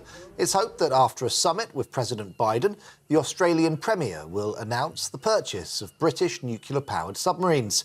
It follows talks this morning between Rishi Sunak and the NATO Secretary-General, where the UK reaffirmed its commitment to help counter the threat from Russia. The Prime Minister says he recognises the anxiety caused by the collapse of Silicon Valley Bank, but the government is working to find a solution to secure customers' liquidity and cash flow. Rishi Sunak says he doesn't believe there's a systemic risk to British tech companies, but the Treasury is working at pace to find a solution.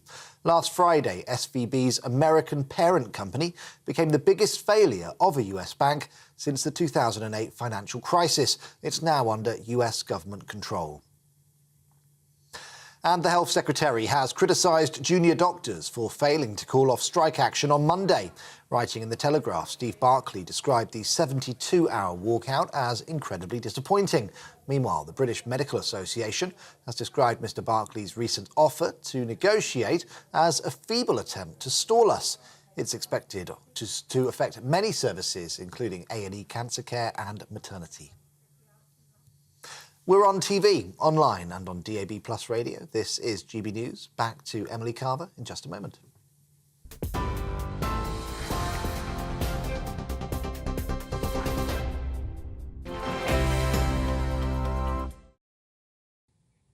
Yes, so it looks like Gary Lineker is now refusing to comment on what's become a bit of a meltdown at the BBC. His son, however, has put out a comment. He's intervened in the matter. I want to talk to Paul Hawkins, who is down at the BBC still, I think. Let's get his take on what's been going on. He's refusing to say whether he's working there or not. Gary Lineker, not George Lineker, this is you were referring to just now, Emily. He's been tweeting and also writing in the Mirror this morning where he wrote, "Dad is a good man, a good human. I'm proud of him for standing by his words. He will always speak up for people who don't have a voice. He won't back down on his word." In terms of Gary Lineker himself, surrounded by a mob of journalists this morning as he went out to walk his dog. Various journalists shouting questions at him, but he refused to answer any of them. But this ongoing row for the BBC, this ongoing crisis, if you want to call it that, affecting their sports coverage, because the Women's Super League, which was due to be televised live on BBC Two, it did go ahead, but there was no presentation, no commentary from the BBC. There was commentary, but it was from a world feed provided by an external broadcaster. And then later on this evening, a Match of the Day 2, which has highlights of Sunday's games and Saturday's games. That'll be like Match of the Day last night, so no theme tune, no presentation and no commentary either. So it'll be another bizarre one. And then and there's also a time limit on how quickly the BBC can solve this, because next Saturday they've got FA Cup quarter-final coverage. It's supposed to be showing live coverage of Man City against Burnley. What are they going to do about that? So they've got limited time in which to resolve this. But the big question is those rules around impartiality. That they say Gary Lineker broke those rules on impartiality, but critics are saying, well, why didn't you apply those breaches of the rules to people like Lord Sugar, to people like Chris Packham, to people like Andrew Neil when he was a BBC presenter? They were tweeting political opinions, and yet they weren't held to the same standards. And then, of course, there's all this furore surrounding Richard Sharp, the chairman of the BBC, with links to the Conservative Party, a known donor to the Conservative Party, allegations he facilitated an £800,000 loan to the then Prime Minister Boris Johnson, who then put him in place as the chairman of the BBC, and that's under investigation as well. So questions about whether Richard Sharp should still be in his post as well, and the BBC coming under all fire. Meanwhile, lots of us talking about the BBC and about Gary Lineker, and very little about those small boats. I mean, Paul, what strikes me the most, well, one of the things that strikes me is these walkouts. why hasn't Gary Lineker, I mean, in your view, this is conjecture, of course, but why didn't he encourage, you know, the lesser-known pundits or other members of the team to continue the coverage? I mean, it seems like he's pulling down the whole of the BBC sports programming with him. Well, as far as we know, going on the facts, we don't know that he implored his fellow colleagues to withdraw their services from broadcasting programmes on the BBC. We only know that Gary Lineker is a popular colleague, he's a popular presenter, and so others felt that they had to make a stand with him and that they didn't want to be seen to be taking the side of the BBC in this ongoing row. It is controversial, and if we look at the public opinion, actually, a snapshot poll by YouGov said that 53% of the British public said the BBC was wrong to suspend him. Only 27% said the BBC was right, and the rest of the poll said I don't know. So it seems like, marginally speaking, if you go on that YouGov poll, the public don't appear to agree with the BBC, but yeah, his colleagues at the moment appear to be falling in line with him. And you know, who is going to step up and say I will present these programmes instead, when there's this huge weight of public opinion at the moment against the BBC and against their decisions. So yeah, look, lots of decisions to be made over the next few days by the BBC in terms of their rules on impartiality, and indeed not just those rules, but how they apply them and the consistency with which they apply them. That's where the criticism's coming from. I mean, it is quite incredible that we're seeing essentially a strike because of Gary Lineker's tweets, but there you go. Sometimes this is what happens in this country. Thank you, Paul, our national reporter, Paul Hawkins, there outside the BBC, bringing us the latest on the Gary Lineker saga. You're watching and listening to Alastair Stewart and friends with me, Emily Carver. Plenty more still to come this afternoon. This week, Transport Secretary announced that the construction of HS2 will be delayed by 2 years in a bid to cut increased costs. I'll be asking my guests, is it time we just give up on HS2? All of that to come. But first, let's get the weather. Hello, I'm Craig Snow, and here's your latest forecast from the Met Office. Well, the week ahead does look like it's going to be unsettled across the UK. Risk of some further sleet and snow as well, especially across the northern half of the country during the first part of the week. But for the rest of Sunday, we do actually have mild air across most of the UK. Cold air just holding on across the very far north of the country. But this mild air does come with a lot of rain, and this band of rain will actually move its way northwards as we go through the course of the night, accompanied by some brisk winds, especially across the southern half of the country. Could turn quite windy here for a time as the night goes on. And as that rain bumps up into the colder air across the far north, we will start to see some sleet and snow. But in the south, no problems with temperatures falling not much lower than 10 to 11 degrees in most towns and cities. So Monday across the south, generally going to be a blustery day with some bright spells, but also some outbreaks of rain. But to the north, this band of rain will start to actually sink its way southwards again, turning increasingly to sleet and snow across Scotland and eventually across Northern Ireland and Northern England too. So for this part of the world, we could see some further disruption as we go through the course of tomorrow, courtesy of the snow. But to the south of it, a mild day once again could see highs reaching 14 or 15 degrees. Into the evening, the cold air begins to sink its way a bit further southwards, so risk of some sleet and snow across parts of Wales and eventually into the Midlands too. And overall, a cold and icy night to come across the northern half of the country. To the south of it, the rain will take a little bit longer to clear, so probably no real problems with frost across the southeastern parts of the country as we start Tuesday. But Tuesday generally will be a cold day for all of us. Plenty of bright spells actually to be had, but also the risk of some wintry showers, especially across the northern half of the country. And then as we kind of look towards the middle part of the week, milder air does look like it's going to return eventually, especially across the southern half of the country, but it will come with the risk of some further rain. You've probably seen politicians interviewed 1,000 times, but we do it differently. We find out who they really are, we don't shout, we chat, and hopefully we bring a bit of light, not just heat. Did you know Kate Moss? Apparently. Do you have a pair of jeans or a pair of jeans? No, of course I don't. What would I do with them? My friends are like, oh my God, what's she doing now? Join me every Sunday at 6 for Gloria Meets, only on GB News, the People's Channel, Britain's news channel. I'm Jacob Rees-Mogg, the Member of Parliament for North East Somerset and a former government minister. For years, I've walked the corridors of power in both Westminster and the City of London. I campaigned in the largest democratic vote in our island story. I know this country has so much to be proud of. We need to have the arguments, the discussions on how we make it better. The wisdom of the nation is in its people. Vox Populi, Vox Dei. That's why I'm joining the People's Channel. Join me Monday to Thursday at 8 p.m. on GB News, Britain's news channel.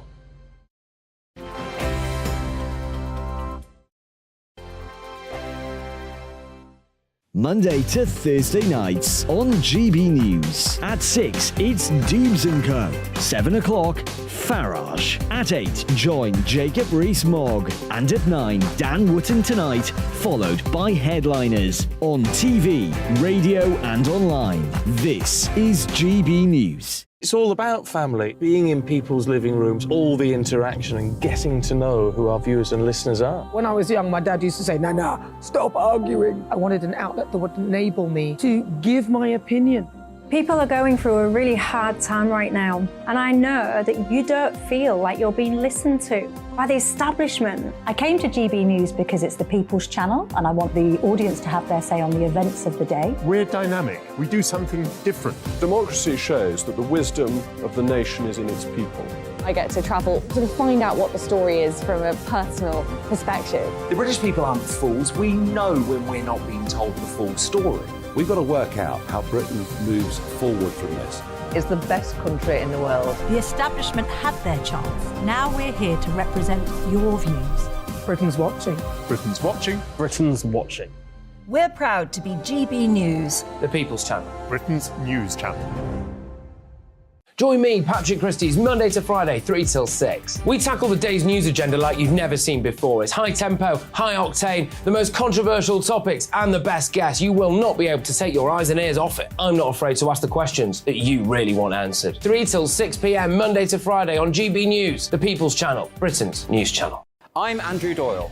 Join me at 7 o'clock every Sunday night for Free Speech Nation, the show where I tackle the week's biggest stories in politics and current affairs with the help of my 2 comedian panellists and a variety of special guests. Free Speech Nation, Sunday nights from 7 on GB News, the People's Channel, Britain's news channel.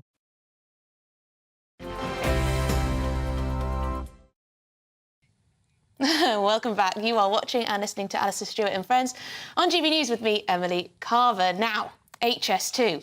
This week, the Transport Secretary says construction of the line between Birmingham and Crewe will be delayed by another 2 years. Mark Harper says it's due to increased costs and significant inflationary pressure. In 2010, it was expected to cost £33 billion, but is now expected to be £71 billion, if not more. HS2 was part of an in-depth levelling up plan by the government, but Labour says the delay means the North has to pay the price for government failures. So is it time we just cut our losses and give up on HS2 altogether? Joining me to discuss this is Dennis McShane, former Labour MP and former Minister for Europe, who will defend HS2. He'll be going head-to-head with Caroline Thompson-Smith, a campaigner for HS2 Rebellion, a group against the construction of HS2. So, Dennis, I'll give you a minute to tell me why on earth we should continue to shovel our money, our hard-earned taxpayers' money, into a line that seemingly, well, isn't being constructed. I very much agree that the management of it is beyond belief in terms of sheer incompetence. It was announced in 2010, there was a cross-party infrastructure commission, it proposed it, and here we are 13 years later. In that time, the Spanish have added 5 new high-speed trains. We've got, I think, 1,800 miles of high-speed trains in France. I can list lots of other countries. I'm not going to bother it.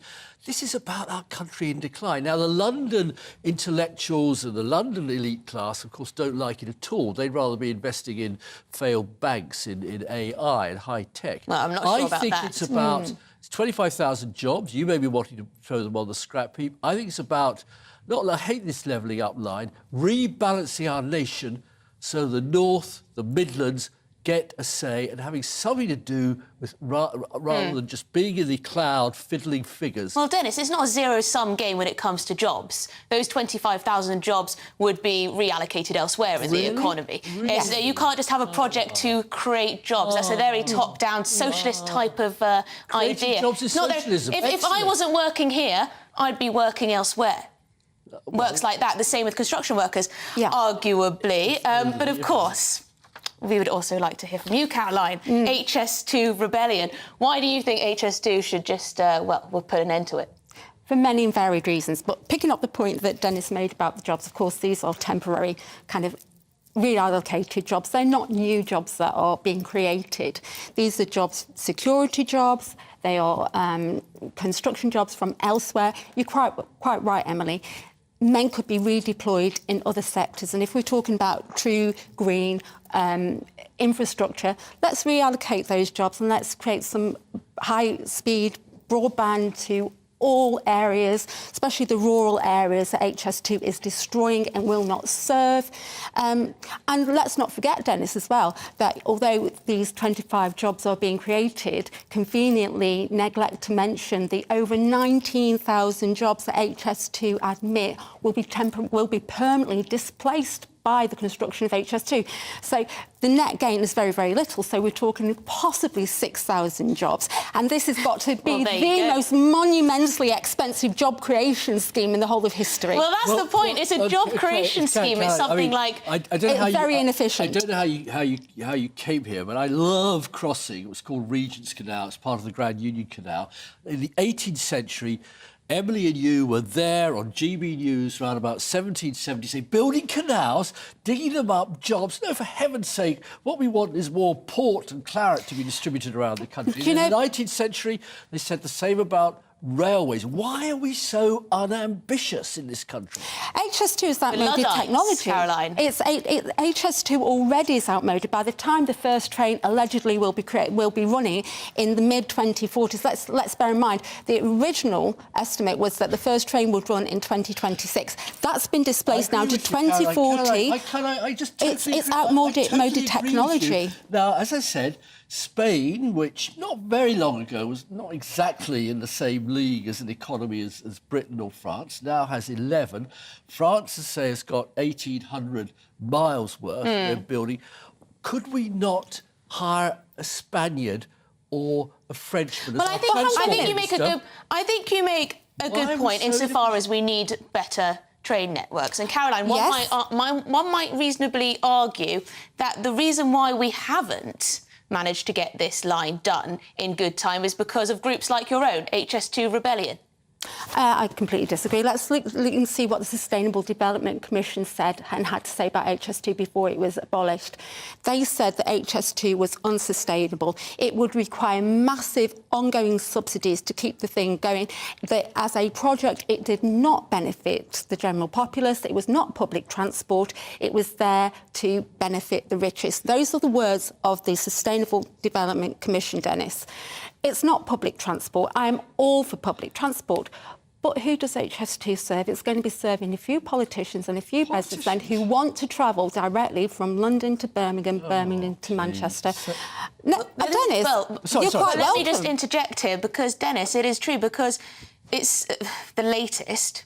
This is not going to run to central London until sometime after 2035. The link from the West Midlands to Crewe won't be running until 2032 at the earliest. Crewe to Manchester has been suspended until 2035 to 41. The list goes on. It's certainly not helping to level up. It isn't, because of the way it's been handled since 2010 in particular, and in general, not just 2010. It didn't happen under Labour. Other governments of all parties, go into other examples of countries in Europe where high-speed train, if you walk up from the Palace of Westminster up Victoria Street, the first big ministry you see is the Department of Sustainability and Net Zero. Now, what Caroline is arguing for, she isn't herself, of course, because I don't have a car, I hope she doesn't, is for a massive increase in car transportation, because it's not politicians don't go on railways. It is ordinary Joes selling their goods, connecting, investing, thinking, arriving in Heathrow, and maybe hang on, let me just interject there as well, because I think from what I've read and from what I know from talking to people who work in the rail industry, it is commuters that are using the railway the most. But unfortunately, because of changes that have taken place in the way we work, precipitated perhaps by the pandemic, it's not so useful now to have these kind of lines, is it, Caroline? Absolutely, absolutely correct. You know, rail transportation, people using rail, it's not picking up post-pandemic. We are in a climate crisis, whether you like to admit that or not, Dennis, and we should not be looking to increase transport for work. We should be encouraging people to work from home, as they are doing. We shouldn't be encouraging people to be travelling more and more. The CEO of Manchester Airport, Charlie Cornish, stated that the HS2 hub was vital to expansion of Manchester Airport to encourage international transport. So by his admission, he's saying actually that HS2 will encourage more transport, more aviation, more and for cars to travel to those places, you're letting to catch down those the planet. aeroplanes. Absolutely, he is. On the contrary, going on the train is one of the most economically sound ways. Indeed, but not HS2. But not HS2. Sound. And if you want to get people to go on a train, to put them on a stopping train from London to Manchester won't work. Now, I was in Halifax last Monday, if I may, Emily. Dennis, and I was shocked. Let Dennis finish his point. I was shocked. I didn't interrupt you. I was shocked at the run-down nature, the broken windows. I was there for a Labour MP's funeral, and the poverty there was like something in Poland or Bulgaria 20 years ago. Every other advancing country, they're bringing railways back in the United States. They're using railways to regenerate and to get the new economies going. Right or left? It's not a right or left. No, it's not like a right or left thing. Of course it's not. That's all we've got time for with this conversation, sadly, but we could speak about it forever, I imagine. I want to know what people think at home. Do you think we should just give up on HS2, or do you actually think, like Dennis, that it would be a great boon to the economy if it were built a little more quickly? Granted. Thank you very much indeed. Dennis McShane, former Labour MP, and Caroline Thompson-Smith, campaigner for the group HS2 Rebellion. Now, the last time you did the big shop, you may have been told there are limits to the number of fresh vegetables you're allowed to buy. The supermarkets blame poor harvests, but others say they've created the problem themselves. Our South East of England reporter Ray Addison has this report for us. Britain is seeing a return to rationing. Supermarkets say unseasonal weather in southern Europe and North Africa has disrupted harvests, causing a shortage in key salad staples such as tomatoes, cucumbers and peppers. However, some say the problem goes far deeper. Simon Lane is the managing director of Fruco plc in East Sussex. They've been importing fresh produce for 40 years. He says supplies are plentiful and supermarkets are simply being priced out of the market. There's an old saying in our business, money is the greatest fertiliser in the world. Money talks. I can assure you that none of our customers are short of any product. You will find whatever you want at any wholesale market. You just might not find it at the same level of price. It's a fact. You cannot put a £250,000 tractor into a field to put carrots into the ground to get a £250,000 lifter to get them out of the ground, to deliver it to a supermarket to be sold at 19 pence a kilo. It's outrageous. In Brighton, Andy Griffiths' family business has been distributing fruit and vegetables for 50 years. He believes they're still thriving because they pay their suppliers decent rates. The supermarkets do rationing to support their own systems. They don't want their shelves to run dry of product, so they tell people to buy less. When really, behind the scenes, there is a lot of produce that's to be had. It's just you've got to pay the right price for it. I mean, if you walk into a supermarket any day of the year, in the produce aisle, you will see things on the shelf that are being sold at less than what it costs to produce them. This isn't sustainable. It's not going to work. However, there are other problems impacting supply. Gary Griffiths, no relation, is the owner of Nutbourne Nursery in West Sussex. He says some British farmers are choosing to plant their greenhouse crops later, or not at all, due to high energy costs and a lack of government support. I'm hearing a range of 2 months later, with some growers, some 3 months. And it really depends on what the supermarkets are prepared to pay for their product. If the supermarkets are not prepared to pay them a realistic, sustainable return, then they know they can make no money and they won't do it at all. The government says supply problems could last until the end of March. However, some experts warn that if supermarkets continue to drive down prices, we could see empty shelves and more farmers going out of business. Ray Addison, GB News. Brilliant. Now, you've been sending in your views on our main topic of the day, the Chancellor's budget plans to get more people back into work, particularly the over 50s. Wayne says the Chancellor isn't in the real world. Most over 50s still have to work. Yes, the assumption was that not many over 50s are even working, but of course they are. Tony says the biggest barrier preventing people getting into work is benefits. The difference between minimum wage and out of work universal credit isn't big enough. I think we're going to have a shake-up of benefits, actually. Ruth says quite a number of over 50s, like myself, are on waiting lists for surgery and can't return to work until they've had it. As a nurse of 40 years, I am more valuable to the workforce than sitting on a waiting list for knee replacements for 4 years. Yes, we need to sort out the NHS first, probably. Now, that's all we've got time for today on Alastair Stewart and Friends. With me, Emily Carver. The show will be back on your screen next Saturday from midday. Enjoy the rest of your day and stay tuned. Hello, I'm Craig Snow and here's your latest forecast on the Met Office. Well, the week ahead does look like it's going to be unsettled across the UK. Risk of some further sleet and snow as well, especially across the northern half of the country during the first part of the week. But for the rest of Sunday, we do actually have mild air across most of the UK. Cold air just holding on across the very far north of the country. But this mild air does come with a lot of rain, and this band of rain will actually move its way northwards as we go through the course of the night, accompanied by some brisk winds, especially across the southern half of the country. Could turn quite windy here for a time as the night goes on. And as that rain bumps up into the colder air across the far north, we will start to see some sleet and snow.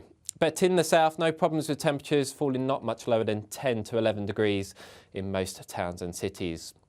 So Monday across the south, generally going to be a blustery day with some bright spells, but also some outbreaks of rain. But to the north, this band of rain will start to actually sink its way south